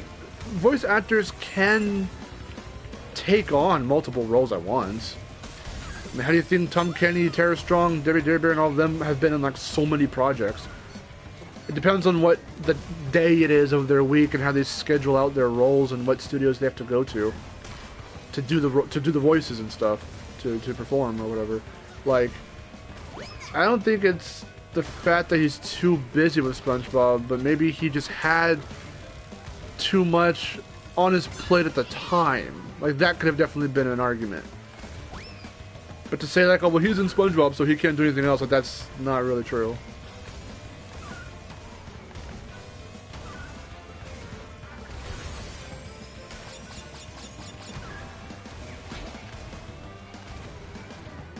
Yoy! TNT. I feel like it was probably a budget thing. I mean, that's what I'm thinking. Because why have that line when after past Cortex talks and then present Cortex goes, is that what I sound like? It's like, dude, you sound the fucking same. It's still, you know what I mean? Like, outside of the realm of the universe of the game, it's still the same voice actor. It's like, so either way, however you slice it, the joke doesn't really work. So like past Cortex is trying to talk. It's like Lex Lane performed the role of past Cortex in such a way where he was trying to sound, not physically with his voice, but the way Clancy Brown talked or spoke as Cortex, you know what I mean? And no matter how you slice it, that joke just doesn't really work. But it leads me to believe that they kept it in because they forgot to take it out. Maybe it was supposed to be, maybe it was a remnant of some other idea with past Cortex where like he was going to sound different, or at the very most, you know, the bigger side of that is like maybe they were going to get Clancy Brown or somebody else to do a Clancy Brown impression to really hammer in, you know, past Cortex.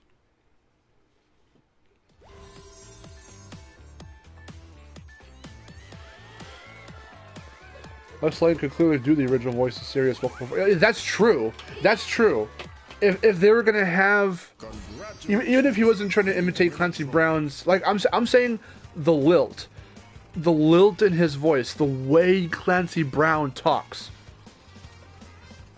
Even if they didn't mimic or imitate that, yeah, no, because Lex didn't do that in Insane. He just went for a serious-sounding, intimidating Cortex. He didn't try to deliver the lines the way Clancy Brown delivered them. I'm getting all turned around. But... where the fuck am I going? Oh no, it's a hot air skyway. Well, I say oh no, but it's like... no, it's not. Okay, then where the heck am I? Is it Oxide Station? Wasn't it just there? Where's Oxide Station? Where's that? Oh, that's that. Okay, it's Engine Labs. What the fuck is Engine Labs?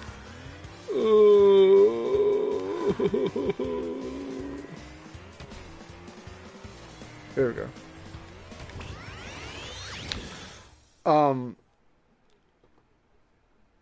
Yeah, no, but Lex Lane can do an intimidating Cortex, so if that's what they wanted to go for, it would have still fit for the most part.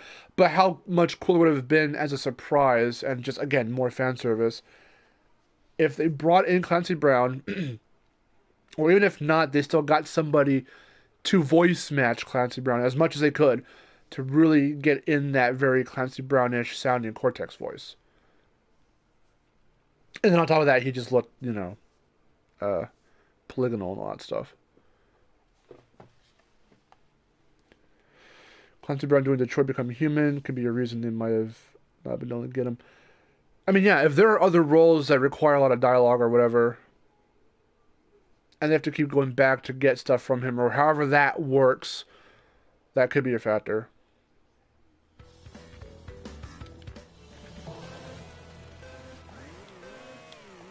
Wait, but when did Detroit Become Human come out? I mean, I know that was what, 2019 or 2020? No, that was 2019. It had to have been. Or 2018, something like that. Because yeah, Crash 4 had a couple of years there of development time. But if they jumped into Crash 4 right after Reignited, then yeah, if they were figuring out that stuff and then figured, oh, and then we'll do this cool thing where we have like Clancy Brown come back as Cortex for like, you know, like Cortex in the past, like if they try to do all that stuff, and then we're trying to figure out how they're gonna do that. Yeah, maybe he wasn't available then.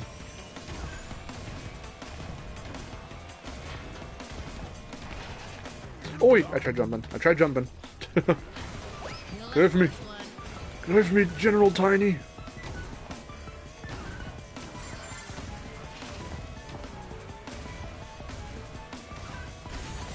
Oh yeah, and since if you guys haven't noticed, we haven't gotten that that warning, that freaking the fucking quality isn't insufficient quality. Because I did take Abdul's advice. Well, it wasn't even advice. He was telling me I needed to do this, so I did it before the stream, and I oh, did I get him? I put the connection, the internet connection on wired LAN cable connection. Because last time I tried doing a stream with that casual Crash 4 stream or whatever, I didn't change it because I thought it would change automatically, so it was still a Wi-Fi connection with a LAN cord plugged in, so we got like that insufficient quality warning last time. But this stream has been hella stable, and that's very good. So what I did, and I think I already explained this, is that I was planning to buy another Ethernet cable, or again, LAN cord, whatever you want to call it, an Ethernet cable. I was planning to buy another one so I could have two for myself, and I did do that. So that's what I'm using right now. Plugged into my computer is still the original one that I bought, and the one that I said I was going to buy is what's plugged into my console right now. And I'm in my room, so everything was pretty stable. I keep watching the playback, and it hasn't really stopped once.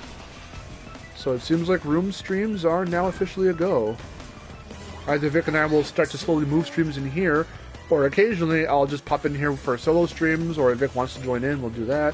And then streams with Aaron, we'll still probably do in the living room for a little bit. But the whole thing about all of that is I wanted to start phasing out living room streams and trying to fix up my room so we can stream in here and all that stuff. So yeah, Detroit was a 2018 title, I think. Okay, that sounds about right.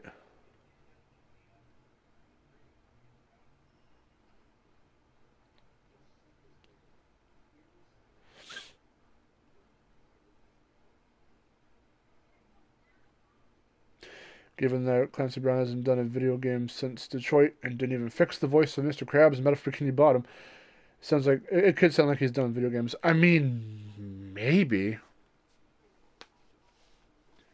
And who knows, really, if that was a stylistic choice to keep the other voice there for Rehydrated or not. Because I think they said that they did want to try and get...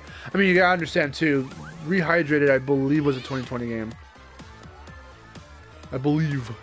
2019 or 2020. I think it was 2020. Congratulations. But don't quote me on that. I believe it was 2020. Because it wasn't long after Rehydrated came out that we found out that 1+2 was going to be a thing for Tony Hawk's Pro Skater. So I think it was last year. I think Rehydrate came out last year. I think they said they wanted to get him to redo the lines as Mr. Krabs, but they ultimately didn't do that.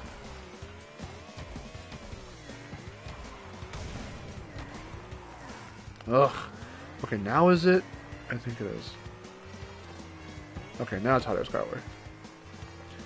This place is still hard to navigate 20 years later. Or I'm just incompetent. That could also be what's happening. Crash 4 has some things that feel half-finished in terms of final execution of concepts or rushed in terms of story. It might not even be like a rushed story. It might just be inconsistent storytelling. Because and a lot of stories tend to do that. Like, they'll introduce a concept or a character and then just kind of drop them after a while, and then no one references them ever again. Like Femtropy. She was a cool surprise and she came out of nowhere, but she only serves to have that boss fight with Prime Entropy, and then they both just kind of vanish. And then Cortex is the villain again. Like, I kind of wish they stuck through with it and the two of them were the final boss, you know?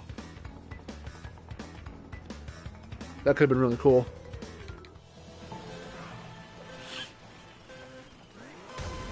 I'll just wait for you up front. Oh, give me that. Excuse me, everyone. Get the fuck out of here. Oh, hey, come back. Golden Wampa, come back. Fucking Dingodile.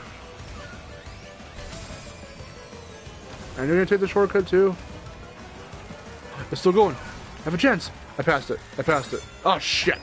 Fuck you, Dingodile. Have a TNT about it. I need that golden Wampa. Give it. Okay, here we go. Yeah. Oh,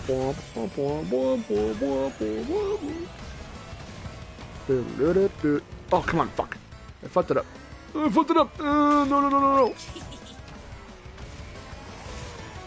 I don't normally fuck it up, but again, I need to get back into playing the game, because I haven't played CTR in a while. I gotta get used to all my good old tricks.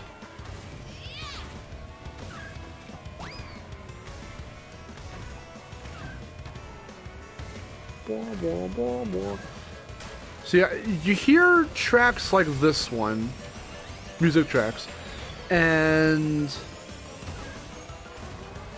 it's like those were some very specific instruments that Josh Mansell used, and they hit those almost perfectly in this.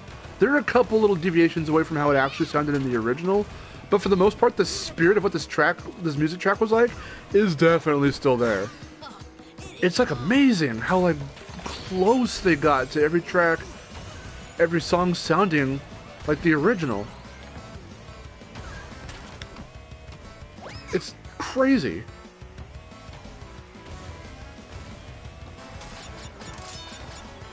Like, some do noticeably sound different, some don't keep the time signatures too close to the original, but then sometimes they do, and it's like, okay. Or the tempo, rather. The tempo, they won't, they'll change it in certain areas.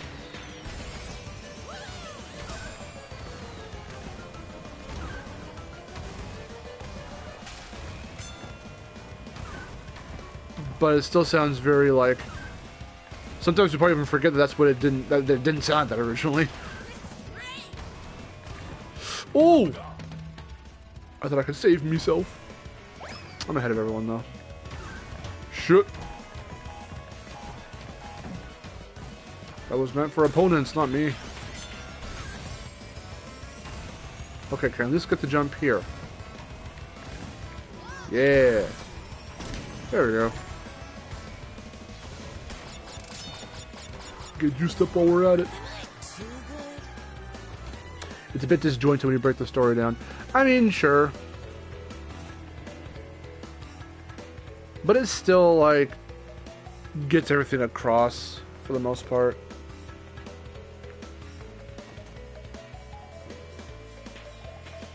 Like, how did Entropy meet Femtropy? Was Alt-Tana already a dimensional traveler before meeting Crash and Coco? Where did she find Dingodile? I mean, the Dingodile part, I mean, that doesn't have to be shown or explained. Just her saying, oh, I found him just... Because Dingodile was just hopping around. He wasn't in control of where he was going to end up next. So the fact that he would just randomly run into Tana, that, you know, it's whatever. I mean, for everyone needing to get together in one spot at some point or another, it makes sense. And I do have a theory, I think others do too, that Alt-Tana was already hopping dimensions. Now, for what? I don't know. But the fact that they play up the pirate-ness of her a little bit is one thing, but she doesn't come from the Salty Wharf, because the Salty Wharf takes place, like, a long time ago, from what I remember. So, like, she probably just used what was around her, like the swords and stuff, for that dimension. Because, again, I mean, she only uses a sword to cut down Crash and Coco.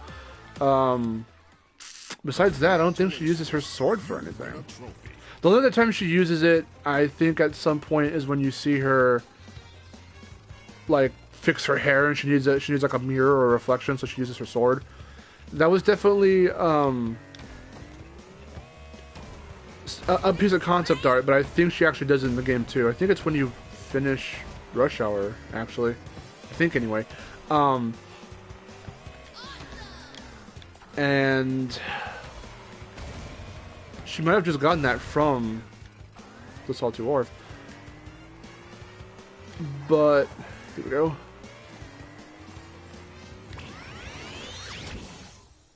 She might have already been hopping dimensions, because she hopped in. She came in through the little dimensional rift when Crash and Coco were captured. So, like, she definitely popped in around the same time that they got caught. So that's why she goes and she notices them and she goes, "Okay, I'll go save them." She was already hopping dimensions though, so why she was, we don't know. What her universe looks like and the fact that Femtropy comes from the same universe as her, we don't really get to explore that or see that or explain that. Have that explained to us. So I think they're more for theories than, like, we have to explain every little thing. But I didn't have time to explain every little thing, or else lest the story just go everywhere and get confusing and stuff. I think what they chose to focus on is fine for what we have.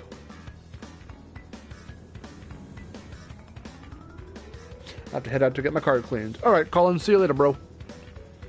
The soundtrack is the best out of all of the Activision remakes. I would agree. Hell yeah. By a long shot, honestly. CTRs, or sorry, Crash Ensigns can sound good mainly in 2 and 3. Some of the tracks in Crash 1 are okay, but most others just aren't that great at all. Crash 2s and 3s get way better, especially 3s. Gets way better. And then Spyro's just is the weakest in my opinion. It falls flat on almost all accounts throughout all 3 games. It's very unfortunate, but that's just my opinion. But to me, it feels like it just falls flat across all 3 games. Only do some tracks come out okay across the 3, but most others, and that's saying a lot because there are a lot of tracks, music tracks across Spyro 1, 2, and 3. Many others just fail, in my opinion, to capture anything related to what the original sounded like. But here, not only do they have the energy, they have almost the same instruments. And they capture the timing perfectly, and they capture the feel perfectly, and they capture the sound perfectly. It's the best, in my opinion, as well.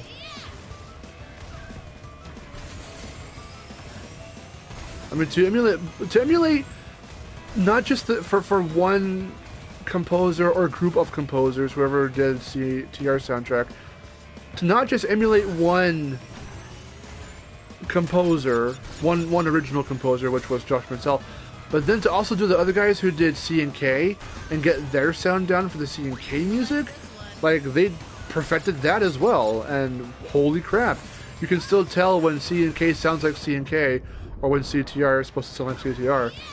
Like they nailed it.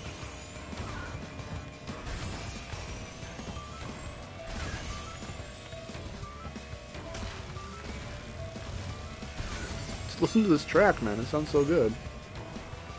Just the don don don don. Sounds almost exactly the way it does in the original. You got the theremin in there and everything.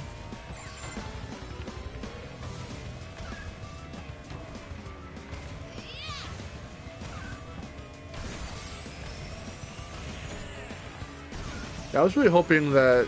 I was kind of wondering to myself, like, well, if Stuart Copeland was going to be a consultant on Reignited, and he already did an original piece of music for Reignited, which was the main menu theme, why not just have him, unless he was busy himself with other projects he was a part of, why not just have Stuart Copeland himself come back to recompose the music? Because not only is he going to be able to capture the sound of his own music, hopefully.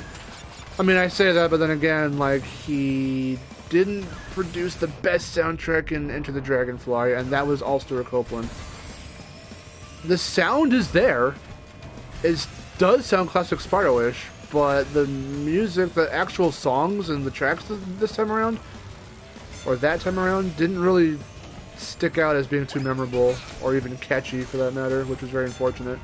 Because Cloud 9 actually comes the closest to being like, oh, this is fucking cool. This sounds like Spyro 3 or something. Bits of Spyro 3 mixed in with that acoustic guitar from Spyro 2. But I'm just wondering, like, well, you could redo your own music for Reignited, but then make it feel more grand or more full, put more background elements in the back of the music, make it sound like it was done with an orchestra or something like actual, or actually compose them with the real instruments instead of doing it on a program, not the way he did it back then. That would have been really cool. The medieval soundtrack was great too. Yes, it was.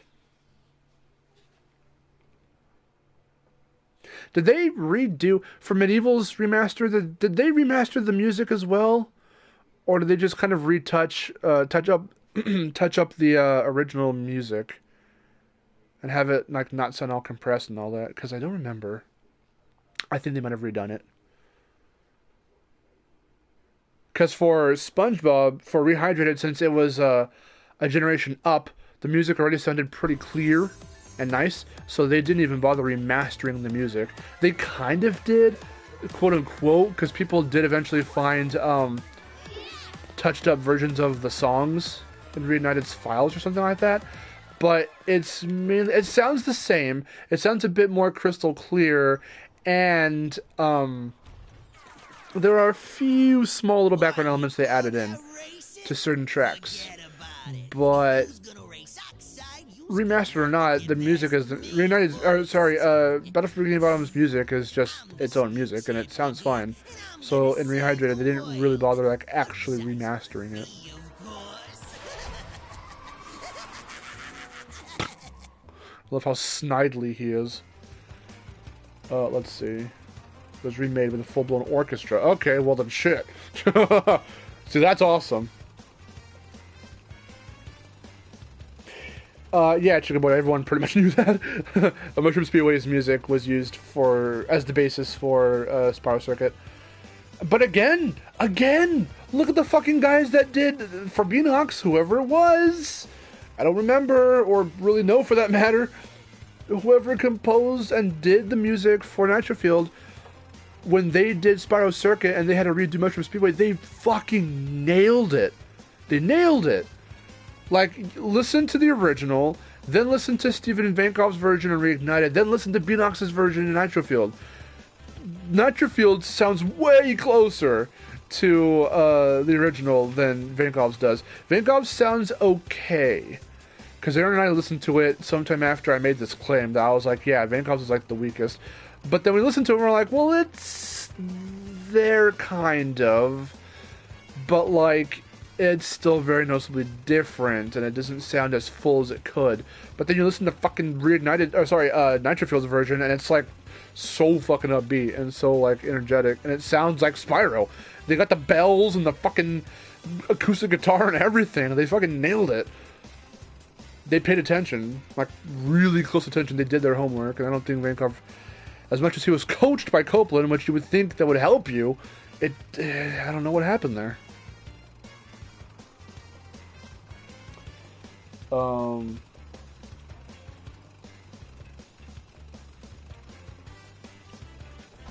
Let's see. Medieval did an update, or did update the music, but they included the original PS1 games. I remember that, yeah. If you beat the game, you can play the PS1 version.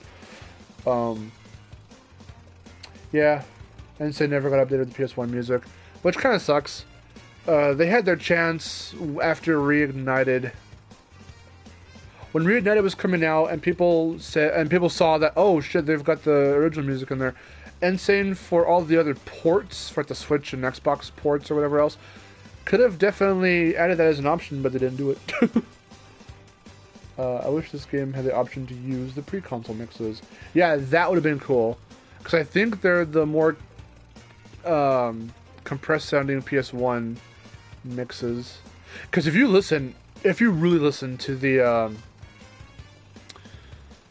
if you really listen to the original PS1 songs for any Crash game, and you hear how compressed they sound, then you listen to the versions, the pre-console mixes that Josh Mansell has been uploading to SoundCloud and all that stuff.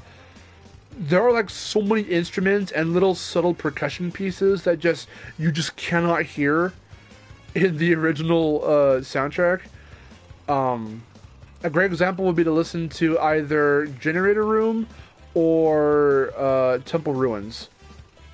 More so Generator Room. If you listen to that, the pre-console mix, you can hear all kinds of... I didn't even know that song had percussion until Insane added theirs in there. I had no clue of that fucking track. That track and the castle levels, Fumbling in the Dark and Lights Out. I didn't know that had percussion either until I heard the other mixes, and then until Insane added percussion to make it less scary or whatever. That's just crazy. So real quick, before I go and face Pinstripe, I'm going to be right back. I'm going to go get some water, because I am thirsty. BRB!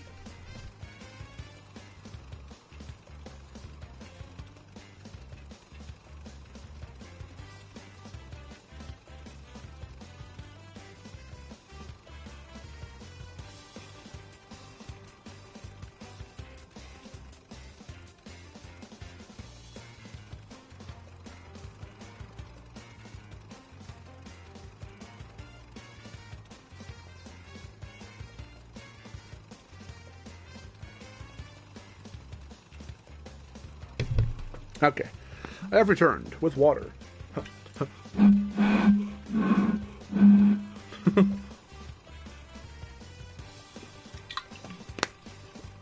Okay. Oh boy. Let me see. Oh, so Dark Blitter. Imagine a remastered soundtrack of Wrath of Cortex. That'd be kind of cool. It definitely had its own feel. It was a lot more... There was more of a techno feel to Wrath of Cortex's music. You wish Reignited had been done after Nitro-Fueled in terms of music? Oh, fuck yeah. Oh, hell yeah. Just have Beanox do Reignited.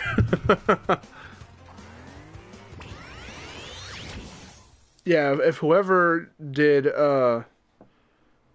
Nitro-Fueled were to have been the ones consulted to do Reignited soundtrack, that would have been fantastic. Because they would have definitely nailed that feel down. The pre-console mixes could have been included as rewards for getting the relics in Crash 1 and 2. I feel like that should just be in the game. They should have just... I'm surprised they didn't think about that. But if they went ahead after Reunited was announced and announced that they were gonna have the original music, they should have. They could have just done that. Shit. They could have just done that as it were. At that point, they could have just, you know.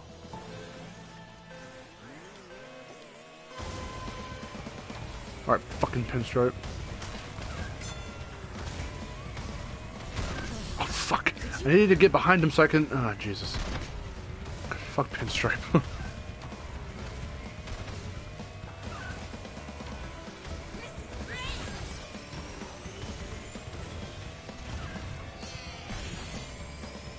Shut up, Pinstripe. No one likes you. Do you have Blue Flame Pinstripe? Do you? I don't think so. Shit. Okay, so I might go quiet on this one for a little bit, just because I want to make sure I do make that jump at the end over the railing, which is coming up in just a minute.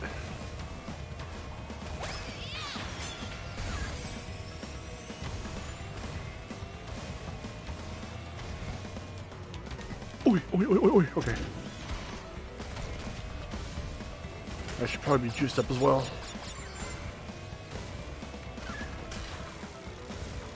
Yeah, there's a decal for doing all the cups in certain like under particular difficulties.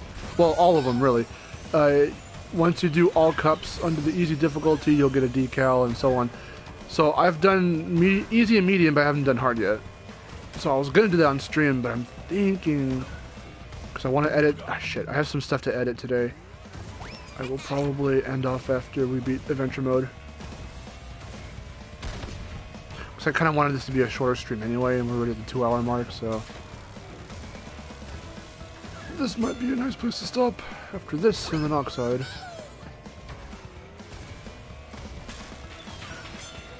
Yoi!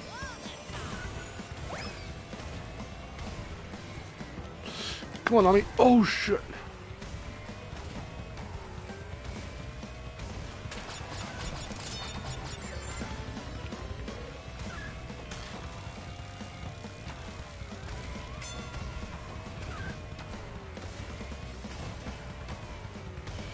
Yeah, I'll get to comments in a second. Just give me a minute.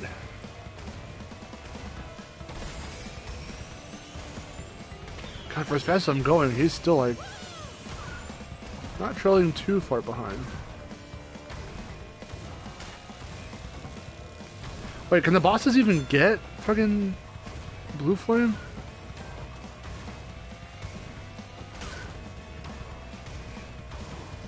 Fuck. So I'm not sure.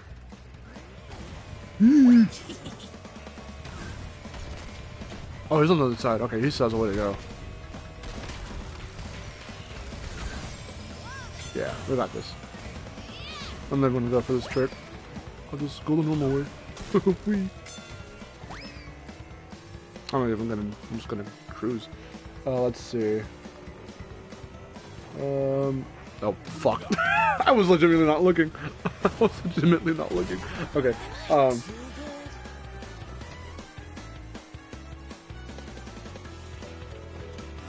Pre-console. I don't know. Well, I don't think you need the pre-console remixes for this game. I mean, maybe. I've actually heard them. I don't think I've heard the pre-console remixes for CTR. Let's watch Pinstripe be CD real quick.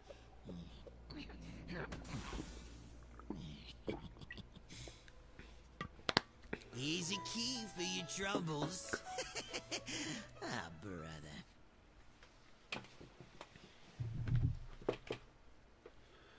He was gonna shoot us. He was thinking about it.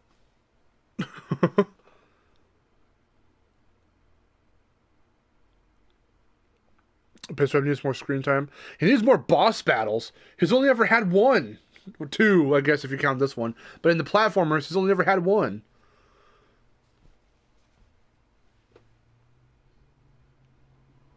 I might still do a video on that. Like, what other characters should have the spotlight.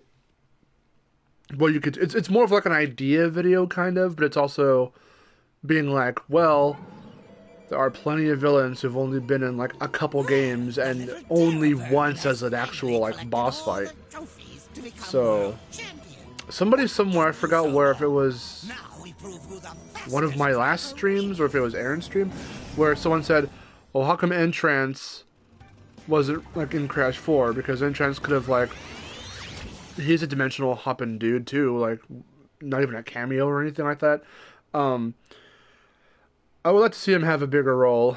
He was going to be in Twinsanity. I don't know really. I think he was going to roll with Entropy in them or Engine, because they're all after the treasure in Twinsanity. But like, so Entrance was going to be part of that, but then they cut him at the last minute because he was in a bunch of concept art. That would have been cool because we haven't seen too much of him. I mean, he's here in Nitro-Fueled with an updated look and everything, but like, I would love to see him in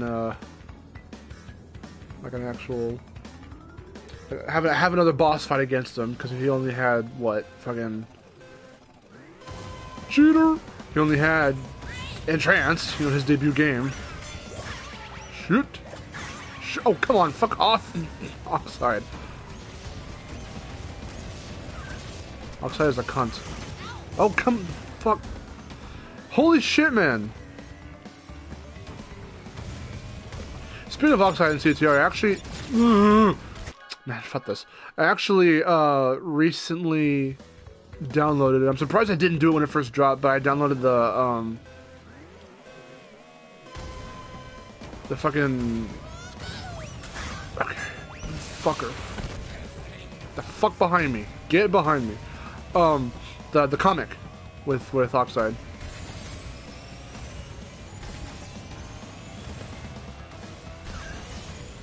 It's cool to see a little bat dub confirmation, sort of, via comic, that Zam and Zem are like his underlings.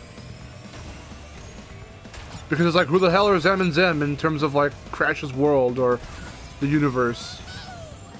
Not the actual universe, like space, but I mean like, in the world of Crash Bandicoot, like, who the fuck are Zam and Zem? Like, what do? They just show up because C&K needed extra characters to play as, for you to play as. But, like, who are they in the grand scheme of things? They don't do much in any particular racing game, but at least we know that they're, you know, Oxide's underlings.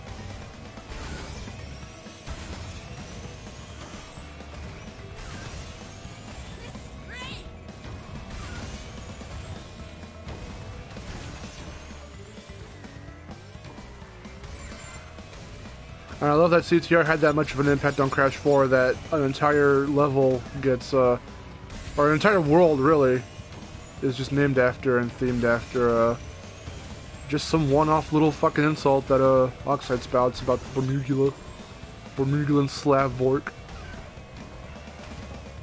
which are in Crash 4, which is awesome.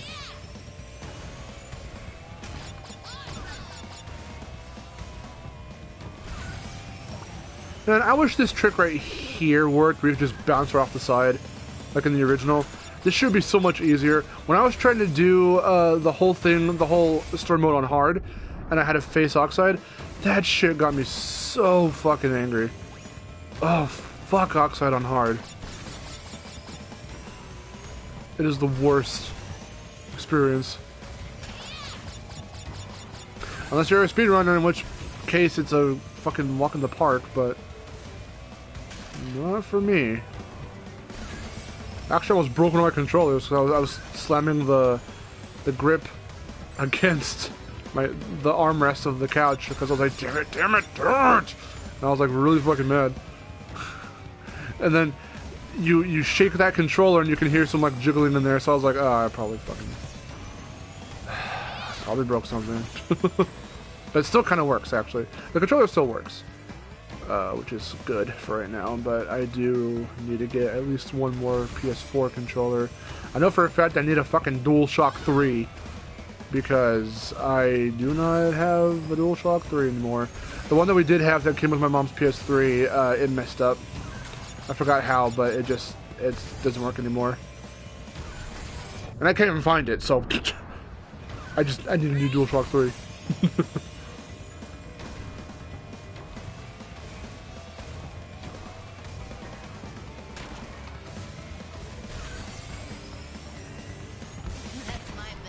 So we left them way the fuck behind. Thank God. Oh, also because one of the time trials was getting in under 3 minutes and 30 seconds, which I almost did right now if I didn't fuck up those last few turns. But doing the fucking gold or platinum whatever time trial is bullshit. That one also, anything having to do with Oxide Station basically pisses me off. I'm just like, God damn it. I love the music, I love the look of it, I love that spacey feel, like no sound in space when you're doing that big hop. That was the coolest fucking feature they added for that track. But like, God damn it, everything else about it sucks. Having to face Oxide and all that stuff. Go piss yourself and cry in a corner, fucker. I never lose. How Frederick, congratulations, you won. Fine. I wish I called who said that to me when I beat him. Congratulations, you did it. At least you still haven't gathered all my time relics. Pinstripe strikes me as a Cortex minion who could headline his own game independently. I mean, yeah. This won't be the last time you'll face nitrous there are a oxide. couple villains who could possibly... I mean, even Entropy himself, I could see holding a bit more water than just being, you know, in a game as a villain for a little bit, maybe, you know. Hey. Did they say here who did the music? Or is it just like the Beanox team?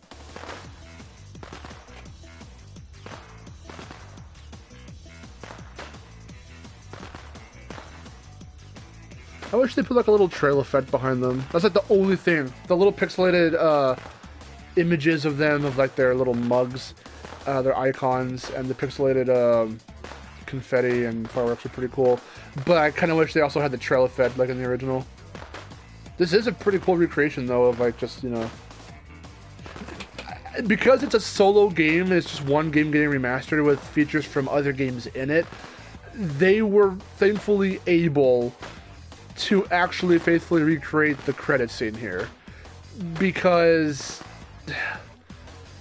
like they decided because it was safe and it would have less memory because they're doing 3 whole games in one. For both Ensign and Reignited, they just defaulted to this black screen with maybe some concept art in there for Reignited, with just the credits rolling like this. They weren't stylized or they didn't try to recreate the way the credits rolled in the original games for Crash or Spyro. But here they did, in their own little Beanox way, which is really cool.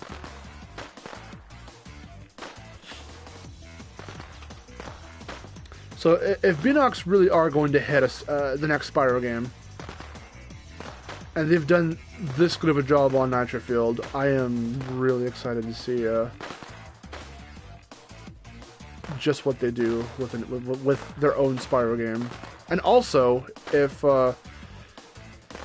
whoever they got to do the music comes back for Spyro, then we get to hear Spyro music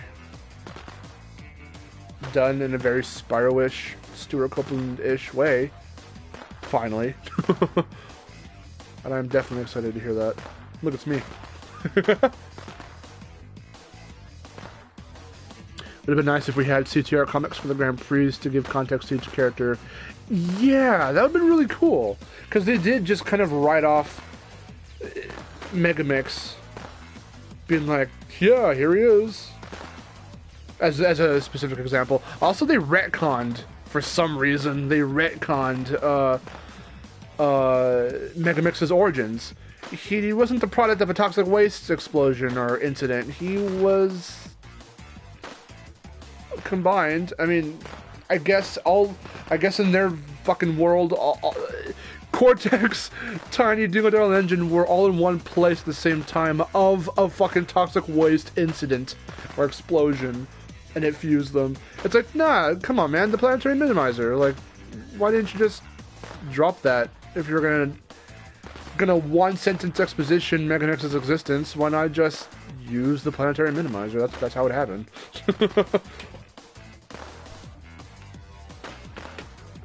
That's true, Frederick. Reignited completely assassinated the iconic credits. Yeah, I mean, if it was going to be that much more work for them, then I guess. But it's like, come on. All three games, while they were individual, obviously, so, you know, it could work, had all these cool sweeping shots of the different levels. 2 different versions per game, if, you know, for the one time you beat the game and then for beating everything else. Like, the fact they didn't do that is, like, amazing. And they defaulted to, like, just this crawling credit screen.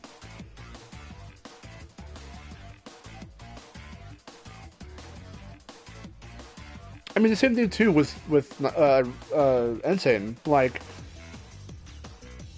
they didn't. They end off each cutscene, each ending cutscene, the way the original does it. But then in the originals, every time you linger on that final shot, then the credits start rolling and the music's playing, and it's this very original piece for each game, and it's like, okay, that's awesome.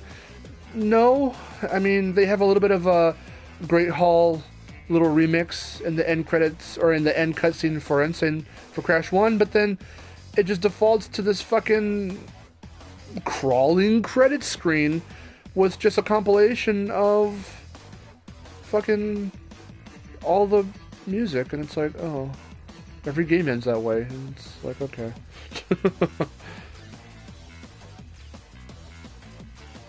Anyway, here's Naughty Dog. And Gavin. Morgan! Oh, they credited Morgan. Oh.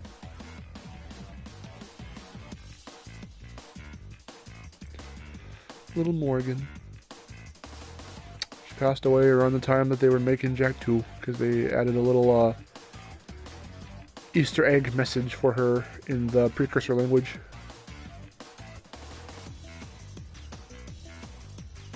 I still have hope for Spyro 4 to be announced during E3 by June. Yeah.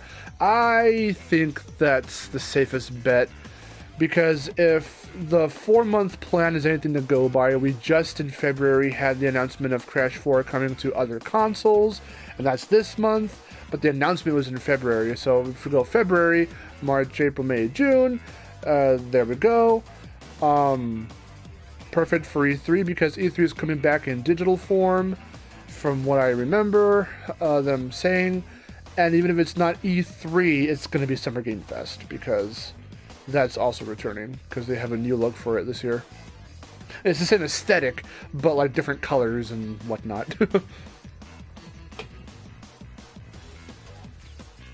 Binox really trying to flesh out the Crash universe, though, through Nitro-Fueled, by making a track feel like they have proper places in the world as locations, as opposed to being just racetracks. I mean, yeah, but arguably, too, the original did that with the fact that a lot of these tracks were themed around straight-up levels from Crash 2 and 3.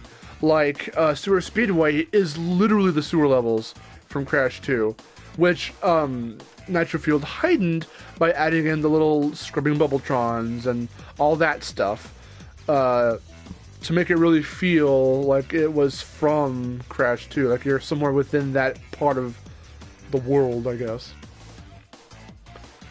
And they made Dingo Canyon sort of in fashion with how the motorcycle levels looked in Crash 3 and all that stuff. I guess they retconned Mega Mix's origins in order to have them exist alongside his counterparts. Yeah, that's true. You know what? That is true. Because if they just said Cortex and them merge, it's like, but they're also right here. I don't get it. But it's a spin-off, so you know you can have fucking whatever.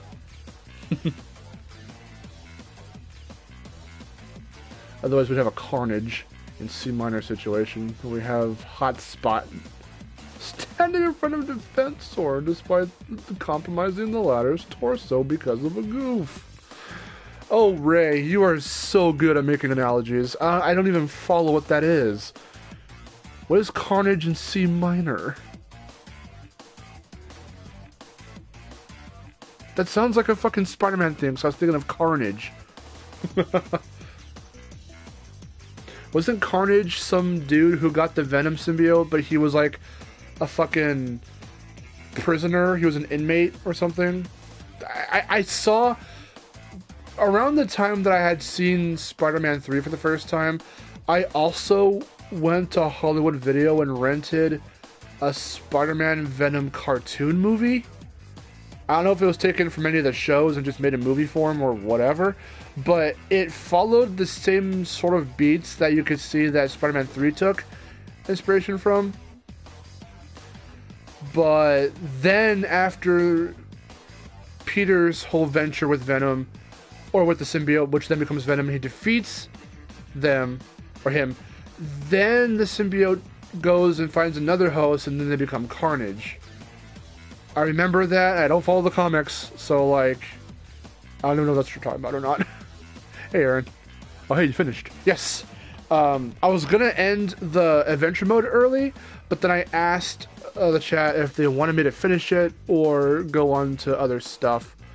So, I finished it. Chicken Boy's gotta get going. See you later, bro. Thanks for stopping by for as long as you have.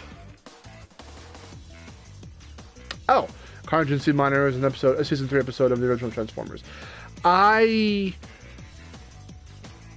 watched bits of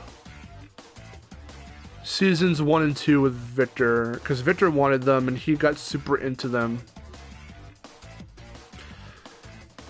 Oh, okay, Nicholas Tremblay, remastered music. People have said, okay, Grand Prix music also composed and performed. Nicholas Tremblay, is he on Twitter? How have I missed that? Because it's part of this deep into the fucking credits. But anyway, the credits don't loop, do they? I should probably just end it. Yeah, I'll just end it right here. Nicholas Tremblay. I'm gonna look that guy up and see if he's on Twitter. Because I'm following Walter Mayer. I'm following other peoples from the Crash and Spyroverse, but not Nicholas Tremblay.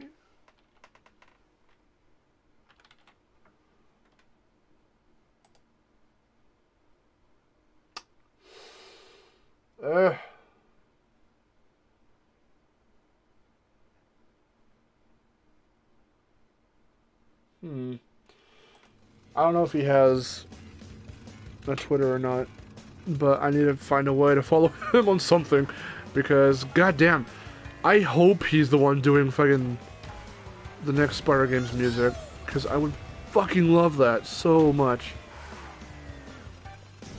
Hey. You must first collect the required Nicholas Tremblay. number of Wait. stories. Nicholas Tremblay. Hold on. Is that the guy I found? Hold on.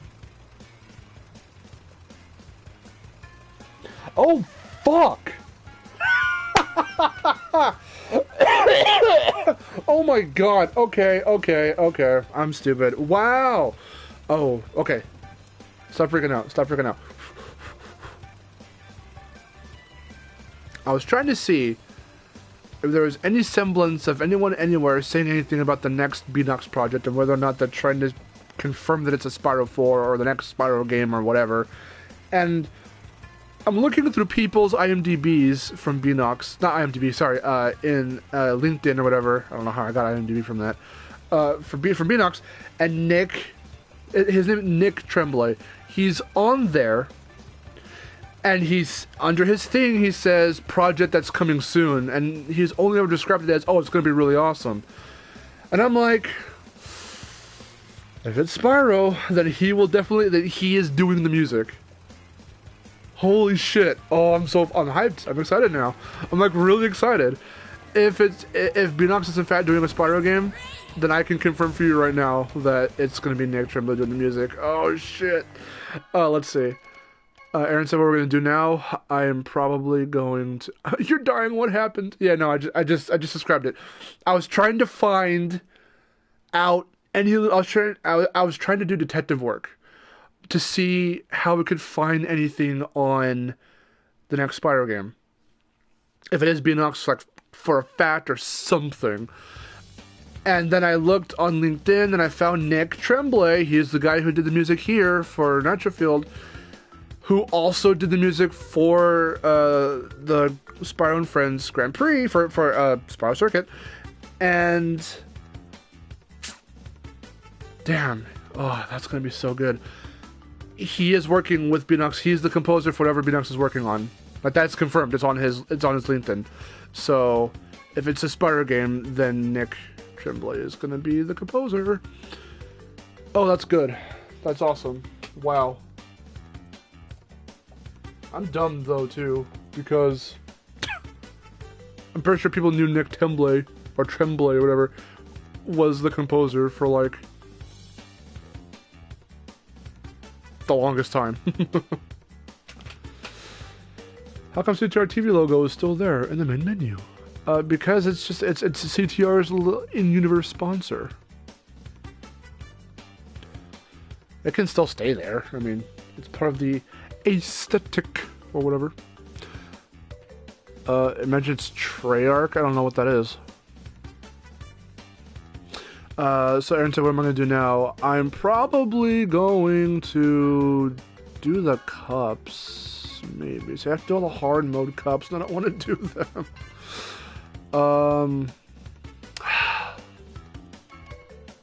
Fuck.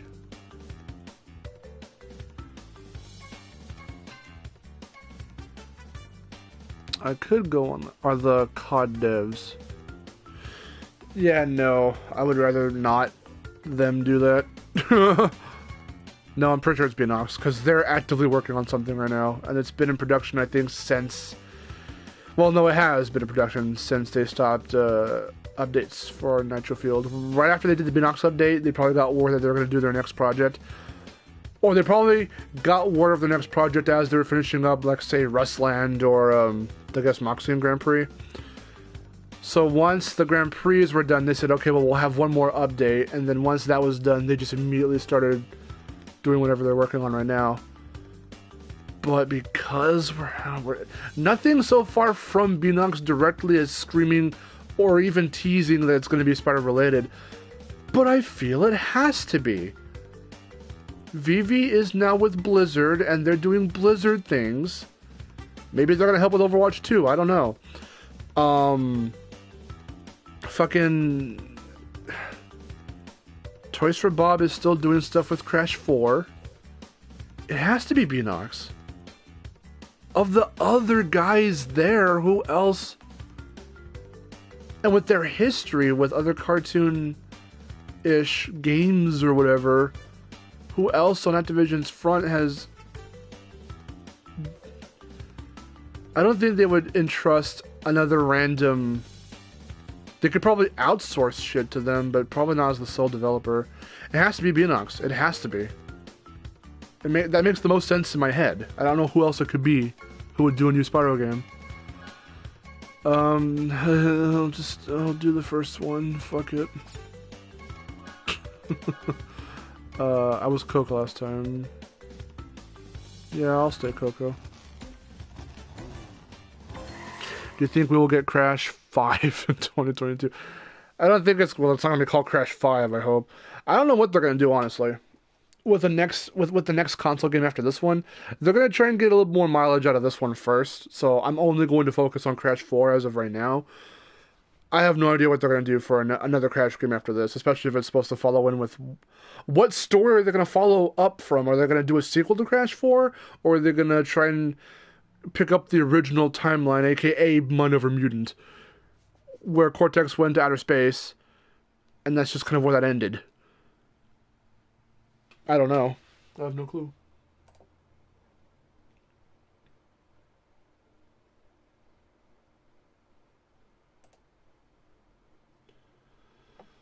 Who's edgier, Dark Coco or Rustland Coco?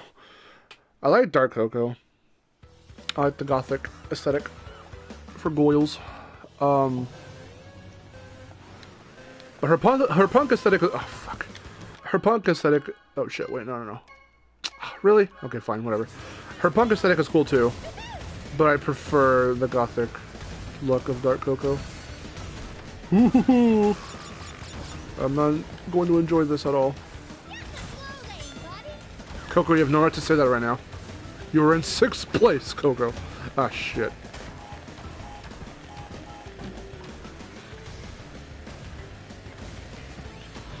We had a bad start, and I'm trying to roll with it, but it's not looking good. I'm in almost last place, literally. And they just took my crate. Awesome. Thank you. I wanted you to do that. Son of a bitch. You know what? I'm doing it over. I don't care. We'll have to sit through like a minute's worth of loading screens, but I don't fucking care. Why do you think it's not going to be Crash 5? I don't think they're going to call it Crash 5. That's what I said. Also because, again, it's about time basically said, fuck your rules to the people that were saying this, which I'm one of them. But I was like, why are you going to call it Crash 4 when we already had a Crash 4, despite it not being technically called Crash 4, at least here in America? Wrath of Cortex is Crash 4 in Japan. It has a big-ass 4 in the logo. Likewise, Twinsanity has a 5 in the logo for the Japanese title. So technically, and when you think about it, yes, Twinsanity is Crash 5. So, again, I'm going to kind of say I don't want the next Crash game after Crash 4 to be called Crash 5. And have a big-ass 5 slapped in the logo. It would just look really weird.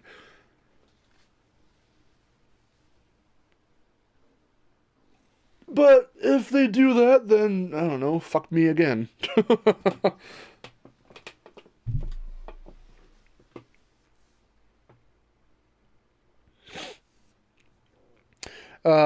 Okay, if we had that anniversary update like we were expecting, like we've been expecting, it would have been great. To have a 10th Dimension Evil Coco homage through a Dark Coco recolor, I disagree. I want the actual, give me the actual Dark Coco, or Evil Coco. If you remember, and I was talking about this just a little bit earlier, or I mentioned it earlier in the stream, my 20 characters video for CTR, I had a whole segment, a small, like 2-minute segment dedicated to Coco, just so I could clarify. Because I wanted to see... Or no, sorry. It wasn't the 20 characters. It was the, skins video. Sorry, it was the skins video. In the skins video, where we were coming up with ideas for skins for everyone, just based off of their character or their personality or whatever, I was saying that we should see Evil Coco more so come up as a character than as a skin, because there's so many Evil Cocos running around right now in this game, as it were. Well, there's just the one. It's Brainwash Coco or Envy from Might of a Mutant, but you could rename that one Brainwash Coco or something. Because for a skin idea, I wanted to see Coco in that suit from when she was brainwashed by Entranced. I wanted to see that come in. But then there, she was called Evil Coco, and it's just like, okay, well, now, fuck. How do we, like, rename all these versions of Coco so they're not all just Evil Coco? Because then there's the character named Evil Coco, which just hasn't seen the light of day at all in any shape or form. And if Evil Crash could get a small little cameo through a shadow on the wall, then I'm pretty sure, you know, Evil Coco would have stood a chance to actually be a character. That would have been really cool to see. I mean, same thing with Evil Crash. Proper. Like, I would have loved to see Evil Crash. Okay, you know what? Fuck this. It's just not worth it. I can't. I'm not good enough. Holy shit. Yeah, sorry. That's not gonna work.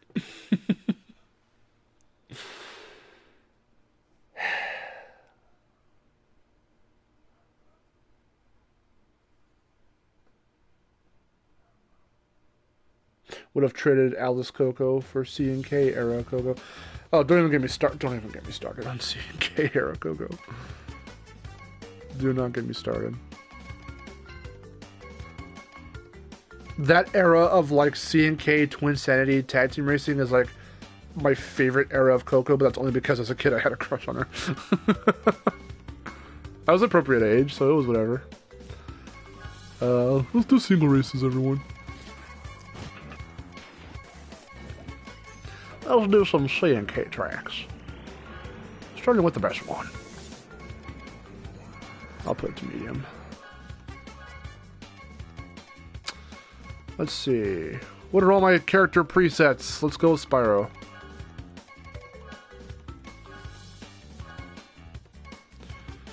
Oh lord. It was this one, and then there was this one.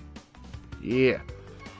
And then for the wheels, it was the red to match his pretty eyes.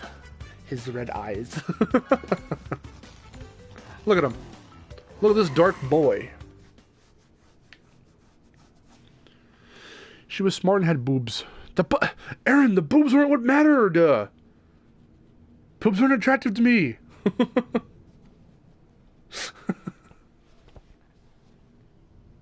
At least not as much as like every other fucking guy in existence ever. But does she have big breasts? I don't fucking care.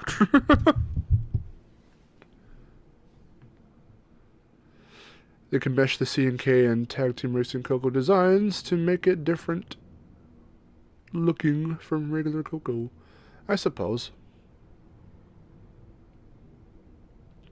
Sorry, she was smart and had cubes and ass. Ass.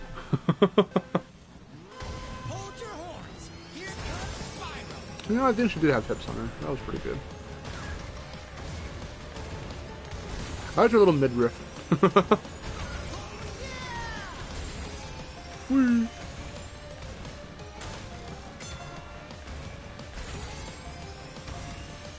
Look at this little dark spiral boy. That's a good view. I can see everyone coming from there. I immediately forgot about the... I'm so bad at this.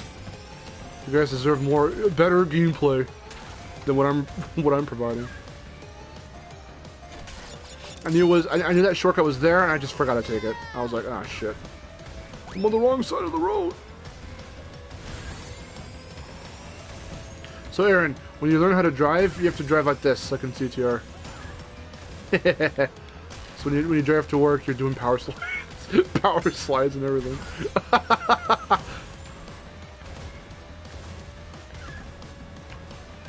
Oi. Bing, bing, bing. Let's listen to that. Ding, ding, ding, ding, ding, ding. That sounds like fucking almost exactly the way it did in the original. And it's amazing. I mean, they gave this a more techno-y sounding, well, a more techno sound than the original had. Plus it has a small little breakdown in the middle that goes at a different tempo, but and they didn't keep it quite the same in that regard, but the song itself just is such a banger.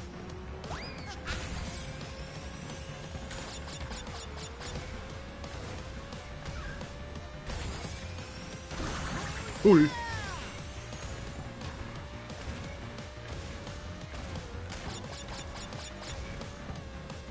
Who remembers the part from the Spyro panel from Comic-Con when Tom Kenny was like, "Where's Nasty Nerd? I'll torch him." That shit was fucking funny. Because he was saying like, about voice matching his character again after 20 years of not doing it. He's like, and then you gotta fucking, he didn't say fucking, that'd be funny. And then you gotta like, he goes, what does he say? He's like, you have to make them sound like they're the same and, you know, like, not old. Everyone started laughing. He's like, can you imagine? Like, where's Nasty Nerd? Shit was so funny.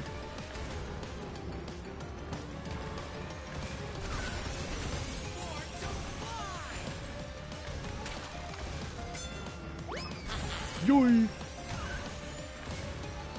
How also this continues to be still one of the longer tracks in the game. One of the longer race tracks, because I think it was the longest one in C and K. I think it was anyway.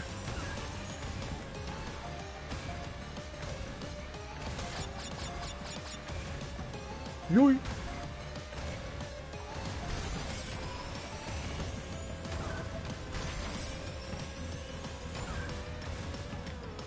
Ironically, it sounded younger. Yeah.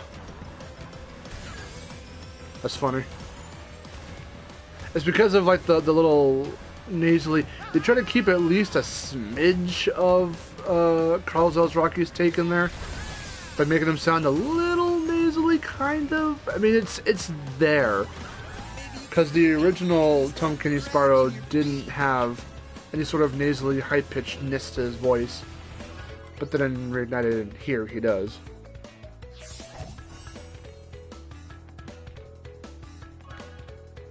Johnny Cash! What's up? Let's change the level. Noob gameplay commentary with destination mark. Thank you. Yes, I can do that. Hello, everyone. It is I, Little Mexican. Welcome. I'd love to see the C&K cutscene storyboards. I know a lot of people want to see the one for Team Bandicoot. Are you talking about what I think you're talking about? When they walk up to Velo and then camera absorbs itself out of Coco's a-hole. That was always the weirdest shot. I thought that was really funny.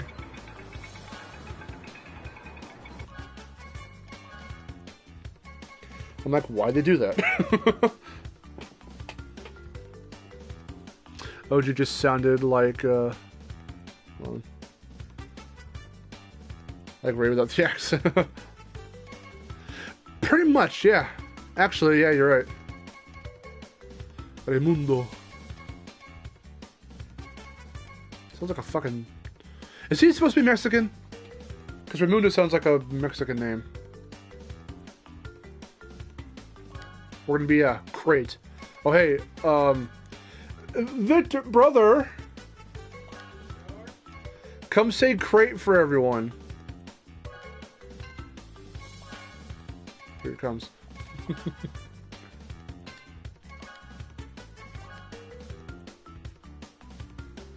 Come say crate for everyone. Crate.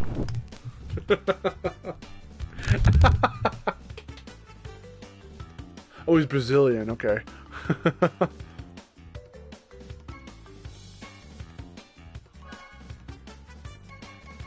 Great. Where's standard ass purple? There we go. Aaron. Aaron loves it. Aaron loves the crate.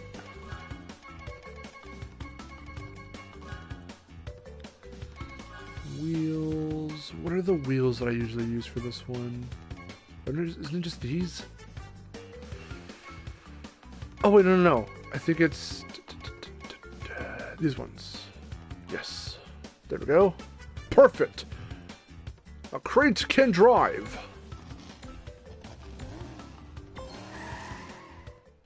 The funny box.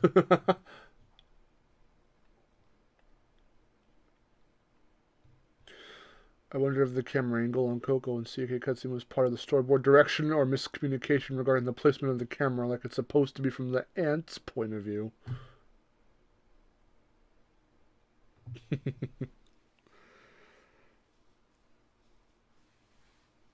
If anything, it could have been like a between the legs shot. Like they come in like with, I don't know. It just like, I don't know. Like she phases through the camera out of her ass and then it just goes and it's like, all right.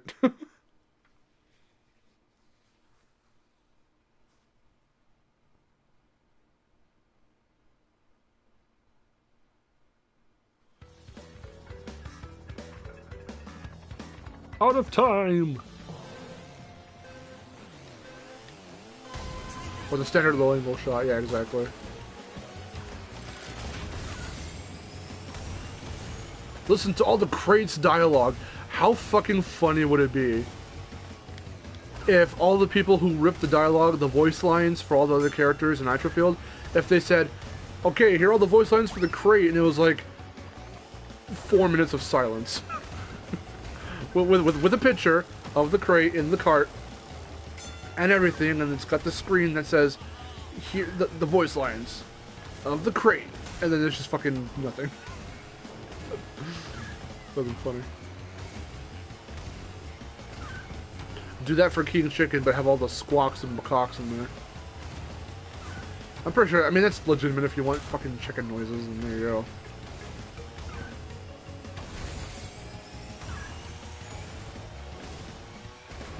You didn't do the big shortcut. Yeah, I know. I didn't have enough speed for it. That's why. I know it's there. I remember it's there. I just didn't have the speed for it. I'll try and do it this lap. Oh, crap. It's very rare that I keep... Is it going to end? Oh, shit. It's very rare that I keep Blue Flame this far. Ah, there we go.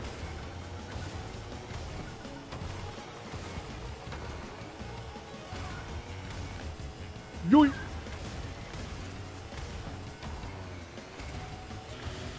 I forget how I found that shortcut, and I think it is in the original, but I'm not sure. I don't remember. But I was going up against random people online when this game was first pretty much new. And then I found that I was ahead of all the guys, except for one who kept getting ahead of me around that part. And I was like, and then I would find a way to get ahead of him, but then he would just, every time we got to the clock, out of the clock, would just be right back ahead of me. And I'm like, what the fuck is he doing? And then I finally saw what he was doing. I went, oh shit, I didn't even know you could do that. So I attempted it, and then I saw what he was doing. I was like, oh, okay, I see.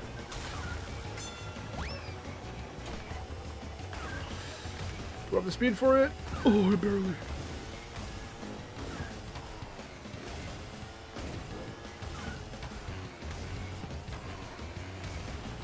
My stomach is a growling. I think we'll end it off around the 3-hour mark. Or maybe 2:55, I'm not sure. Because I want to make some macaroni and cheese. Jeez. The joke character that's among the last to be added Nitro-Fueled. Between the legs shot and that CGI cutscene, probably how they had it planned, but the animation studio was doing the cutscene, misinterpreted their visual direction, and we ended up with that. That's whatever, man. As a kid, I didn't mind. I need to stop. Oh, look. My brother. You've betrayed me.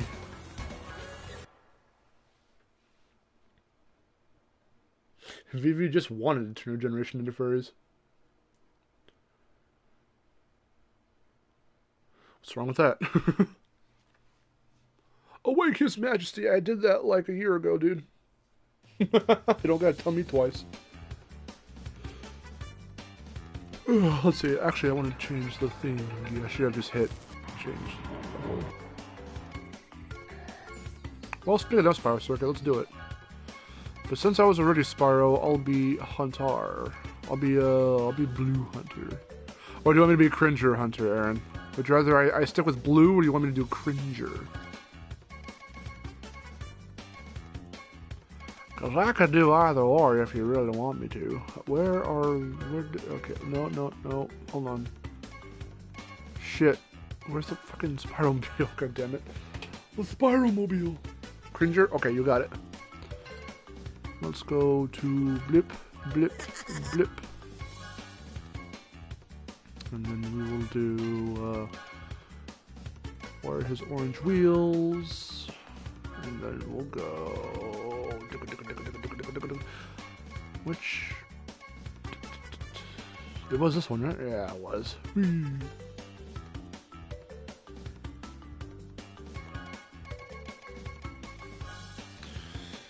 Okay. Now, I have a lot of green. I'm pretty sure Aaron's gonna say something about, like, give him something purple. Should I give him something purple because of his quiver? This is my usual setup for Cringer, for Cringer Hunter. If only we had Ripto in this. Oh, Aaron would have loved that.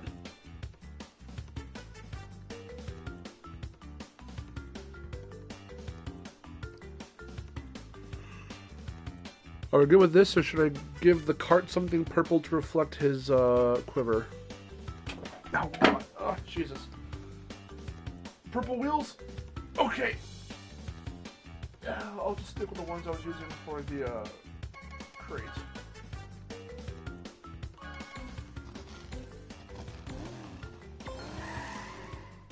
Oh my God. My butt's sore. Because I've just been sitting for like 3 hours. Oh man.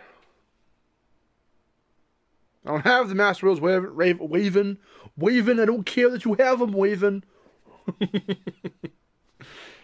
don't have the master wheels, and I don't really care to get the master wheels. That's not something I'm trying to obtain. I already platinumed this game with a little help from Vic, because he had to help me with the time trials, because fuck the time trials.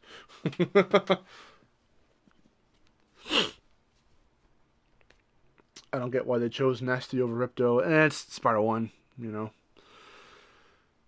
If you're gonna do anything with characters like these, how they have with the remasters and whatnot, you basically go with the Crash or Spyro 1 rendition of characters or themes or whatever. I mean, look at the racetrack. It's all Spyro 1 theme. There's nothing about Spyro 2 in any of this, or 3.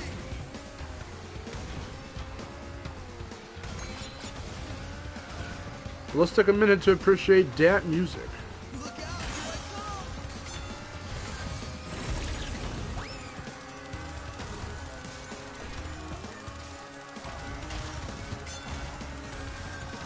Oh yeah, but Aaron, were you in here when I was talking about Nick Tremblay right now? Come on. I want the little Wumpa. Okay.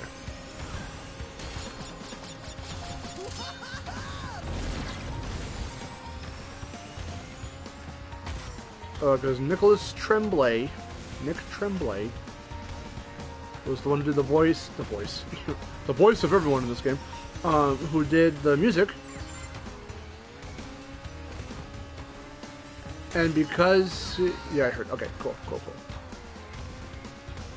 Yeah, if Spyro is being worked on by Beanox, then he's doing the music, and I'm excited, because this right here is just so goddamn good.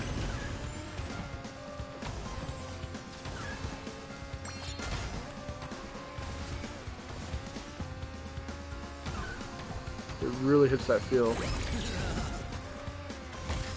Oh, the little wizards were in the back. The little electro wizards, or as Aaron calls them, weather wizards. Oh no,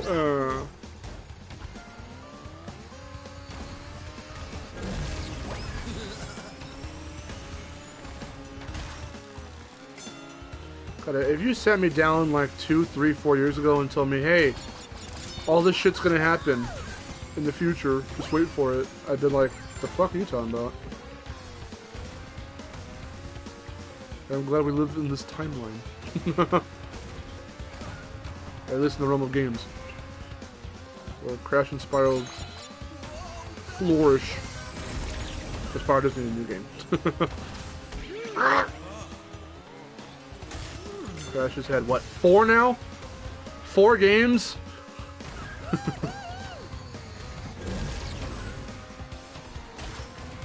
Insane, this one, Crash 4, and Crash on the Run. Spyro's only, under his own brand again, Spyro's only had Reignited. And this little cameo appearance. But, in terms of his own game, he's just had Reignited. Like, we need a new Spyro game. And that's what I'm saying. Because Activision is trying hard with the realm, within the realm of these cartoon characters and with Crash and Spyro, trying to please the fans, and the fact that we got Spyro because Crash was so successful, and all that stuff, like, now that Crash has a new game, and Activision is very aware that us fans want a new Spyro game, that, like, it's no-brainer. Like, you need to make a new Spyro game now.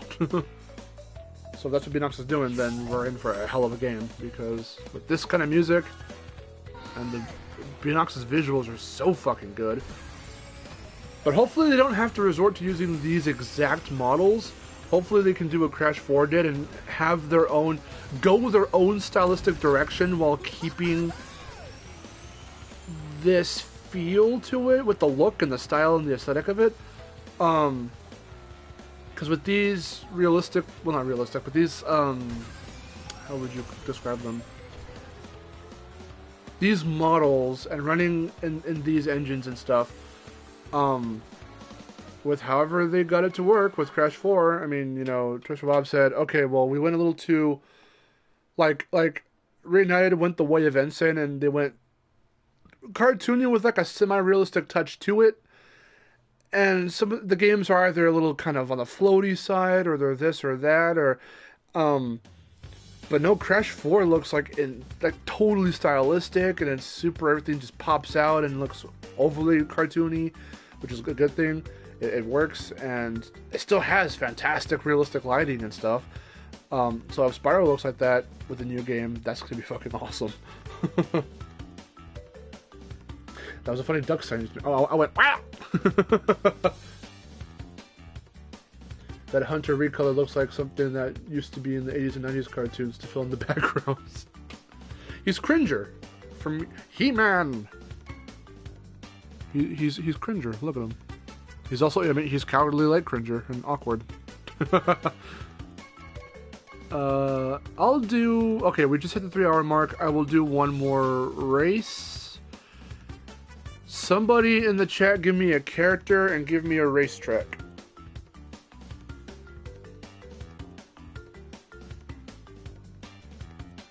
See a tree. Mountain Dew Hunter.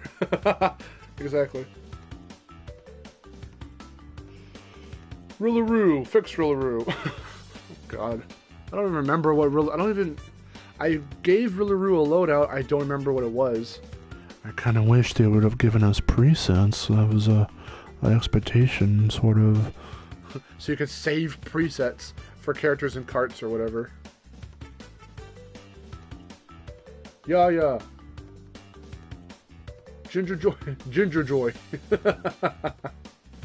Ginger Joy. Ginger Joy sounds like a fucking, like, was it Silent Protest or something? Not even a protest. More of like a fucking, like, outdoor celebration. Like, only redheaded people are allowed to join. It's like a Black History Month. Ginger Joy.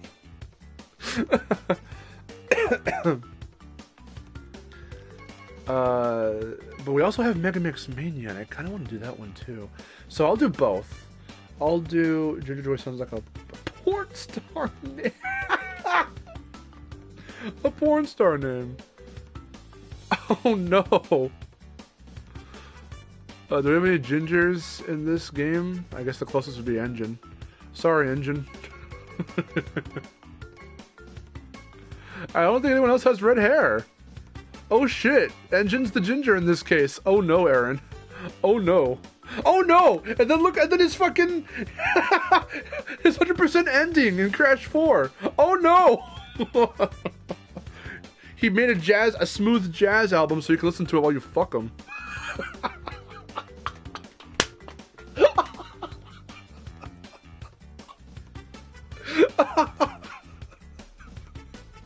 That's so bad. Oh no. Okay. Okay, that's bad. Oh god. Ginger Joy sounds like a Sonic character. Not really. I like the porn name idea better. Okay. I'll do both. I'll do... Oh, fuck. I hit my knuckle. I'll do, Yaya and Gingerbread Joyride, and then I'll do... I suppose... Hey, Bunny didn't say no. Suppose I'll do Rillaroo or somebody in Mega... Oh, shit, I'll just do Mega Mix in Mega Mix Mania. Fuck that. Yeah, I'll do Mega Mix. Let's see. I don't remember Yaya's setup. I don't want to go with some traditional ass cutesy look. If we can do something that just fits her.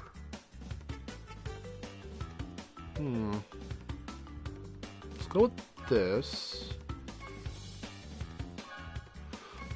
So green and red and black and white are her main colors. That shit was fucking funny. Before we choose the tires, let's do the actual, let's do the paint job. Is there green and red? There has to be a green and red. Yeah, there's a couple down here. Let's see. That's green and orange. Green and red. So then we can do like black and white wheels or something. Oh, that was kind of cool. Oh, but there's blue, and she doesn't have blue in her thing. In her color palette. The green team. Is there a better... Okay, well, she has more... She's made up more of black than white. So maybe we find like a dark...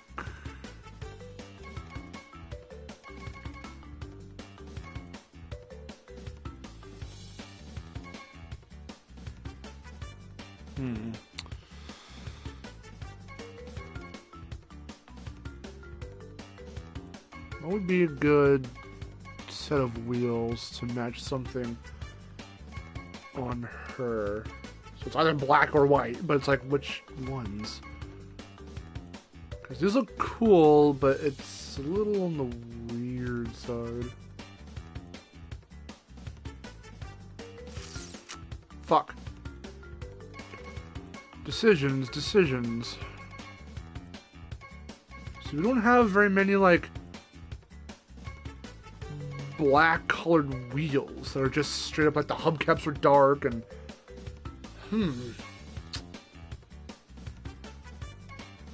shoot I say. These ones could work because of the blue banding around that, and that complements this blue even if it doesn't complement her. Choose a different skin. Okay, I suppose. I'm fluffy, she says. I didn't even let her finish. Honey Badger Rainbow. She looks like a fucking Care Bear. Let's see. Cupcake. Oh. I could probably do more of this one. I want to keep the basic cart, but I can change the look. So pink and blue, and then some yellowish wheels for her blonde hair. Is there anything pink and blue? Oh wait, pink and white, or sorry, white and blue. Oh no, with some pink. Okay, this works. Okay, so like a blondish, so yellow, something. Oh, that kind of works. I'll circle back around on those ones. That's a little too dark. Actually. No, these would work. Frederick's heading out. Alright, see you, bro. Thanks for joining in, man. Yeah, I think this will be the last. It'll be this race, and then it'll be the Mega Mix one, and then I'll be done. Because I'm hungry. I need to eat. It'd be neat if the boss cutscenes in Adventure Mode have their own unique versions, depending on what characters you're using, including them. Yeah, huh. That might be too much work. I thought the game would have to read, like, all these different scenarios. Oh, if you're this character, this cutscene will play. For, like, a bunch of characters, you can select damn near the whole roster, basically, for Adventure Mode. And then some characters have never interacted with other characters, so, like, I don't know how they'd make that work, you know? I think I'll settle with this. This looks pretty good. Everything's in here. Like, all her colors are basically in there. Are you getting ready? Are you getting ready for Season 4 and Fall Guys? I am pretty hyped for it, so when it drops, I'll probably do a Day 1 stream. I may do it on the PS5. But I may also do it on PS4 if I have the space to update it, or if it updates automatically. So I'll see. But I'll stream. Yeah, we haven't streamed Fall Guys in quite a while, so I definitely want to.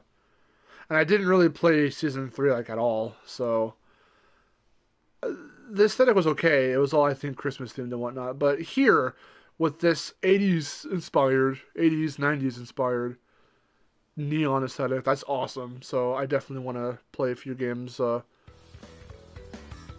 with that in mind. Oh, I didn't even change the... My bad. Hold on. I'm dumb. I didn't change the racetrack. It could have just been general responses to certain personality types, I suppose. But then again, they just want to keep it base CTR and, you know, as faithful as the original. Okay, go back in. Go to fucking gingerbread joy right, daddy. I'll go easy, make it a little bit more I don't know, casual. Okay, we are good. Whee!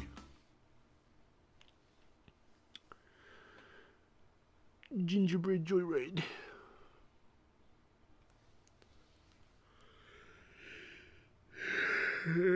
God. You know, you can also crush on Mithra in Xenoblade, where she's from. That's another option. I mean, aesthetically, they look like cool characters. They look kind of cute, I guess. But, like, just stay in... stay in, Xenoblade, you know? Whatever. Pinstripe on seeing Pinstripe. Well, and I a handsome devil. Why did he turn into... Why did he turn into Charles Entertainment Cheese? Oh, he looks sexy. Oh, wait, that's me.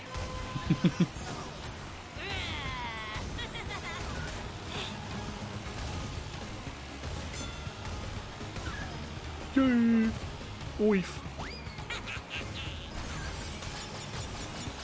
Yeah, I love the little bits that they do too, like how all the boost pads aren't green and black; they're fucking red and white, like candy canes.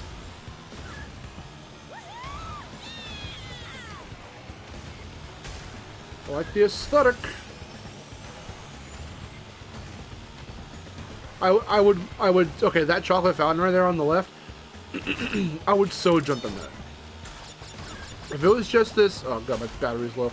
if it was just like milk chocolate, it wasn't too thin, but not too thick either, because there is such a thing as it being too thick and it doesn't taste all that great. If it's liquid chocolate, just the right consistency where it's not too thin and watery and weird, like the basically, if it was like the Augustus Gloop scene in Charlie and the Chocolate Factory. No, sorry. Yeah, no, I'm getting mixed up. Basically, if it had the same consistency that you see how it looks like in Charlie and the Chocolate Factory as opposed to Willy Wonka and the Chocolate Factory. Because in the original, in Willy Wonka, it looks like water. Just, like, it looks like tea or something. Or coffee. It looks like just brown water. But when he's all covered in the chocolate in the remake in Charlie and the Chocolate Factory, it looks like chocolate. If it has that kind of consistency where it looks thick enough that's whatever, I would so just drink that. It's basic. Okay. Also, as well, too. Also, if it had the consistency of Hershey's chocolate syrup, what you would pour on ice cream, yes. A fucking pool full of that, fountain of that, yes. Because if anyone's ever, like, held the bottle over their mouth and just squirted some Hershey's chocolate syrup in your mouth, it tastes good. I'm sorry, it does.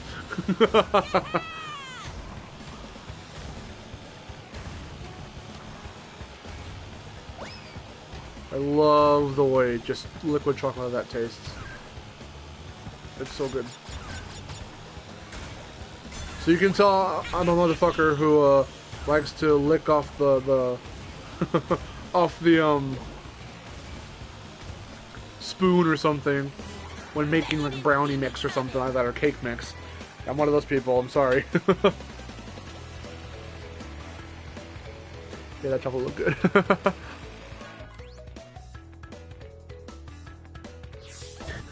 Or Pinstripe mistaking Isabella for Tana. Which is funny just because of the fact that she looked like Tana. She very much resembled Tana in the original CTR. Some people thought that was her. It needs to be hot fudge specifically. For ice cream? Or for that fountain, and then you would jump in that. Or both, I guess. For me, it would have to be the... Look at that! Look at that fucking chocolate! Look at that delicious looking chocolate fountain. If that were Hershey's chocolate syrup, I would just be in heaven. I remember at the Winco I've told there in this story, I might have told it on stream before, but there was a Winco, I think it's still there, but they don't do this anymore, what I'm about to say. I remember going there as a kid to Winco for groceries with my mom, and then this one particular time they had switched stuff around and brought some new stuff into the store, and they just had this station near the desserts where you could just buy a literal hunk of chocolate, of milk chocolate. I think there was dark chocolate as well, maybe. I don't know about white chocolate. Just a chunk, as if you just. I don't know how to. A chunk. It was a chunk of chocolate, like a hunk. Like if you've ever eaten those big Hershey Kisses for like the holidays, for like Christmas or Valentine's Day, it's just a hunk of chocolate. Like not even like a. It wasn't even particularly shaped. It was just a literal chunk, about the size of like your hand, not the palm, not fingers included, about the size of your hand, probably. And I was like, oh my god, I think we bought one chunk. And I was just gnawing on it like a fucking badger, like a beaver, like a wild animal. That shit was good. Hot fudge tastes better than chocolate syrup. I don't think I've had hot fudge before. Also, it's hot. I mean, it shouldn't be too hot.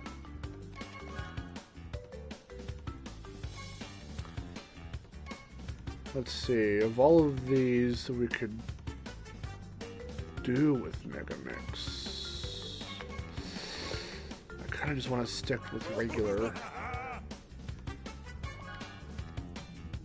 Chaz Johnson, what's up?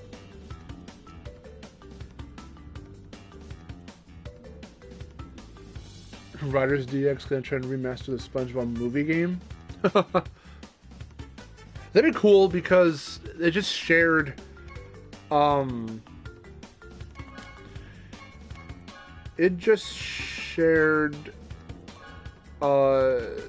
original shared assets with Battlefield Bikini Bottom. So Purple Lamp could probably, but I don't remember if Purple Lamp really profited off of, Rehydrated. Like, I'm not too sure. You've never had a hot fudge sundae? No? Does that surprise you?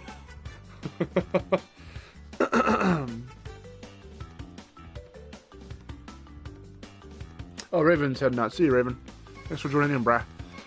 Yeah, no, no, I haven't, Aaron. Sorry. Where are the Rustline wheels? Let's see. I think it's orange I go with. And then I think it's yellow with... I go very straightforward with the Rustline stuff when it comes to Mega Mix. So I think I go yellow. Yeah.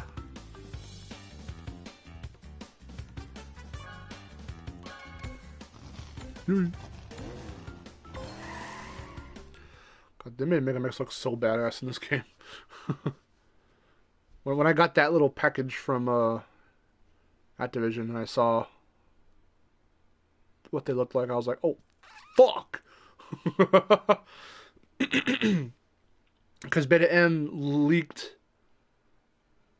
or not leaked, data mined, and saw that we were going to get Mega Mix, but then when I actually got the images from Activision, and I saw them ahead of time, I was like, whoa! That looks fucking badass.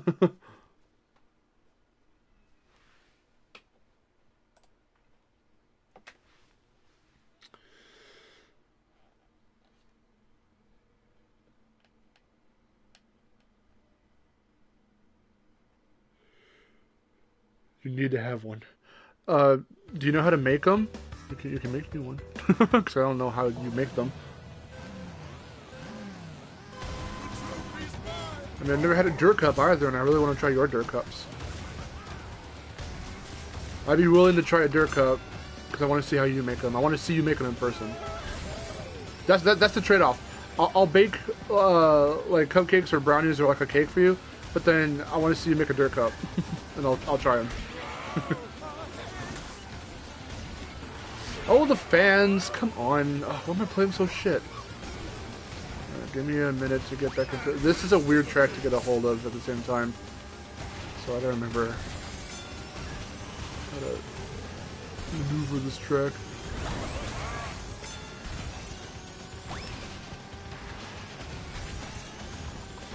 Whee!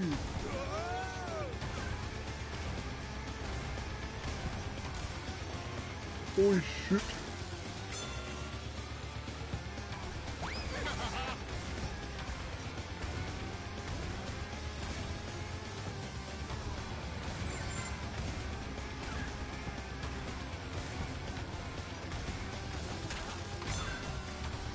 Ooh, I wonder if with this I can make that one shortcut. That shortcut is so fucking demanding with your speed. You have to be like, essentially, like right there. You have to be essentially holding blue flame to get it. But if I can keep some consistent speed and then use this turbo, I should hopefully be able to hit it. I think it's coming up right here. Come on, come on. Oh, see? Fuck.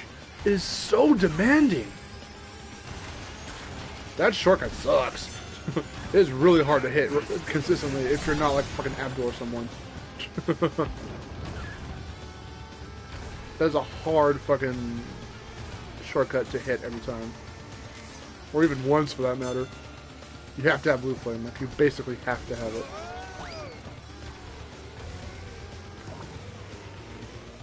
Ah, I messed up my boost. I was looking at my boost and I didn't see the fucking beaker. Wait.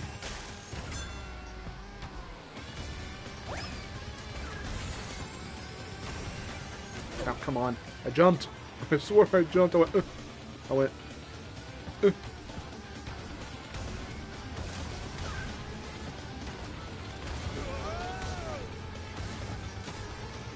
Yoink.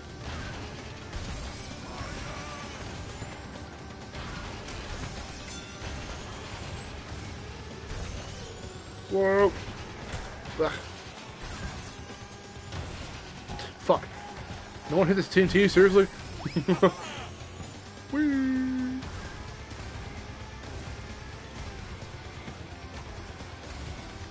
Ah! Jesus Christ. Just give me like a couple weeks to a month to play this like all the way through again, and then I'll perform better, I swear. I'm making like the stupidest mistakes. Gear cups are easy to make. If you can come over in October, you can see me make them. Yeah, I want to try. We will try to make it happen. Oh, I'd love to spend Halloween with you. Like, just straight up just Halloween. If we can go a little bit earlier, I mean, you know, it's whatever you want to do. Seeing this redesign of Mega Mix makes me want a Super Shredder type boss fight with him. If he just shreds off your attacks and you have to use a different strategy to take him out. That'd be cool. Yeah, if Mega Mix could make another console appearance besides the cameo in Crash 4 on that poster, that'd be super cool.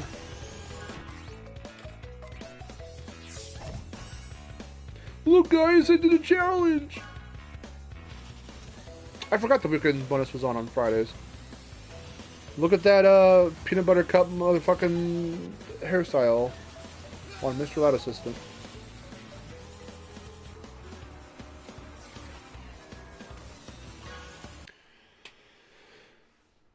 The warmth of the fudge on the ice cream is so good.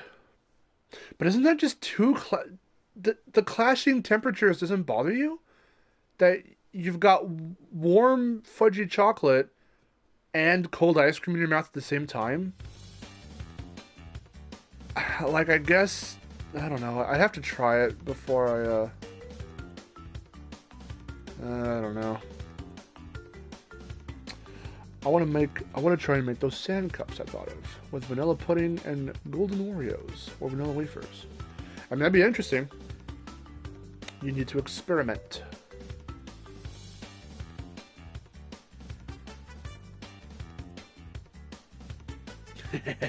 And the boss fight better not end with Mega Mix taking out the Doc's beam supports that somehow defeats him like in TMNT. I remember that. Yeah, that shit was fucking hilarious. He basically killed himself. That whole movie was like a weird, just trip. I rented the third movie on VHS a long ass time ago, and it wasn't a very good tape because it kept kind of warping and being really weird, and I never really finished it. So I never really saw the third one all the way through. But the second one I remembered bits and pieces of, and then the first one's the first one. Like, I have that one on DVD.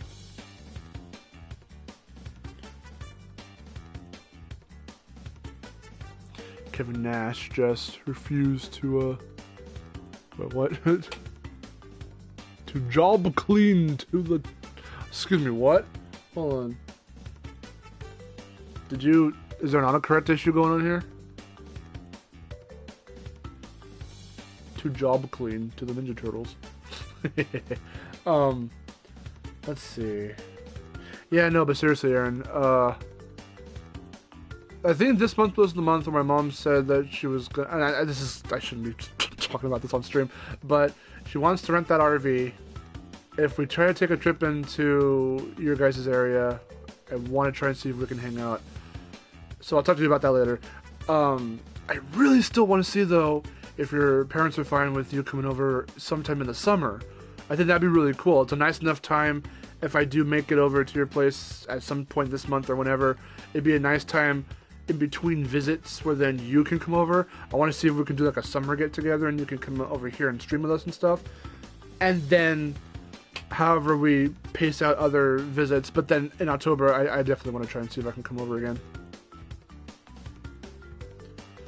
That'd be very fun. And I miss you.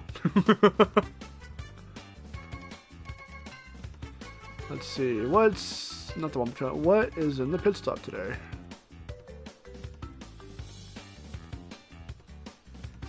I don't quite like... Oh God, I need to get these costumes eventually, don't I?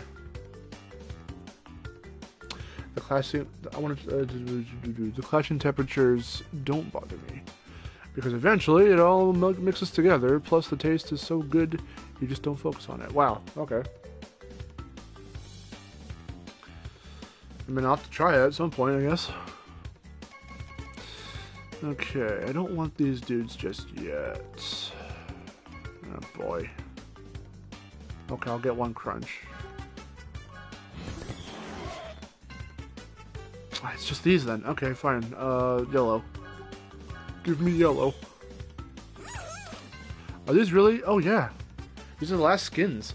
Holy shit, I'm getting real close to... yeah, I still haven't fucking taken out the entirety of the pit stop. I've got stickers and all kinds of stuff left to get.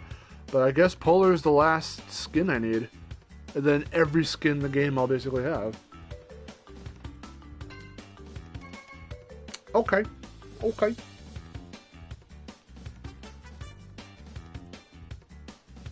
Oh, it's a... Oh, well, of course it's a wrestling term. God damn it, Ray. You know I don't watch wrestling anymore. I didn't even know that was a term.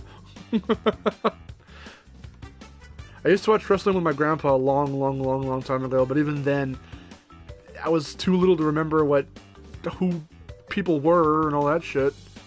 Over time, I remembered John Cena and The Undertaker and Triple H and all them, but we never stuck to any one particular era of WWF or WWE. We just fucking watched men fight each other. That was like basically it. That's about as quote-unquote manly You know how men always have to watch football and wrestling and shit? Like, that's about as much as I ever did back in the day. Because I would try to watch football with my grandpa, but it was never super interesting. But I would just root for 49ers because my mom and my grandpa do. And we still do to this day. But I don't watch football. I'm not really interested in it. But with wrestling, I was kind of into wrestling. Because it's like, it's fine. And I played Tekken, I guess. So it was whatever. It's like... I don't know.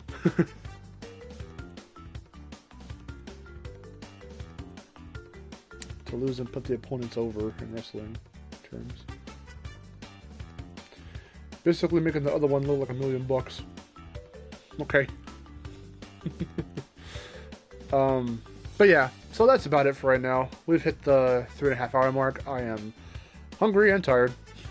So...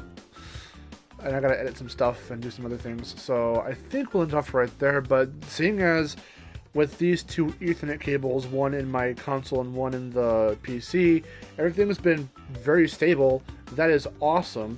So I will continue to do solo streams and other stuff here in the room, and then we'll eventually put the webcam in here, and we'll start slowly moving streams from the living room back here into the room. And then when Abdul helps me out with getting stream stuff set up for OBS or Streamlabs or whatever I want to go with, then we'll even finally start to, like I was saying, and I've been saying forever now, do streams on games that aren't just PS4 and PS5. We can finally do streams with all my other older games, PS1, 2, 3, whatever else, tons of stuff. So I think we'll leave it off there. If you guys have been watching live, thanks for watching to the very end. If you're watching this as a video, thanks for sticking for as long as you could, or to the end. Let's see, plugging stuff. We've got another Bandicast coming next week, so definitely be on the lookout for that one. We've got another returning guest. And then, also you'll notice in the description, I now have Erin's Discord. No, I've had her Discord. I have her Patreon up there now, so if you want to pledge to Miharu, you've got her Patreon right there in the description, or you can also check her out on Discord. Other streams, I don't know if I'll stream tomorrow, probably not, but we'll see. If I don't, then next either Friday or Saturday for sure I want to do more Uncharted 3, so we will get back to that at some point, and then from there we'll just carry on. And I'll do more solo streams like I was saying. So yeah, that's about it. I'm Marcelo. I'll see you guys later. Thank you guys for watching, and take care.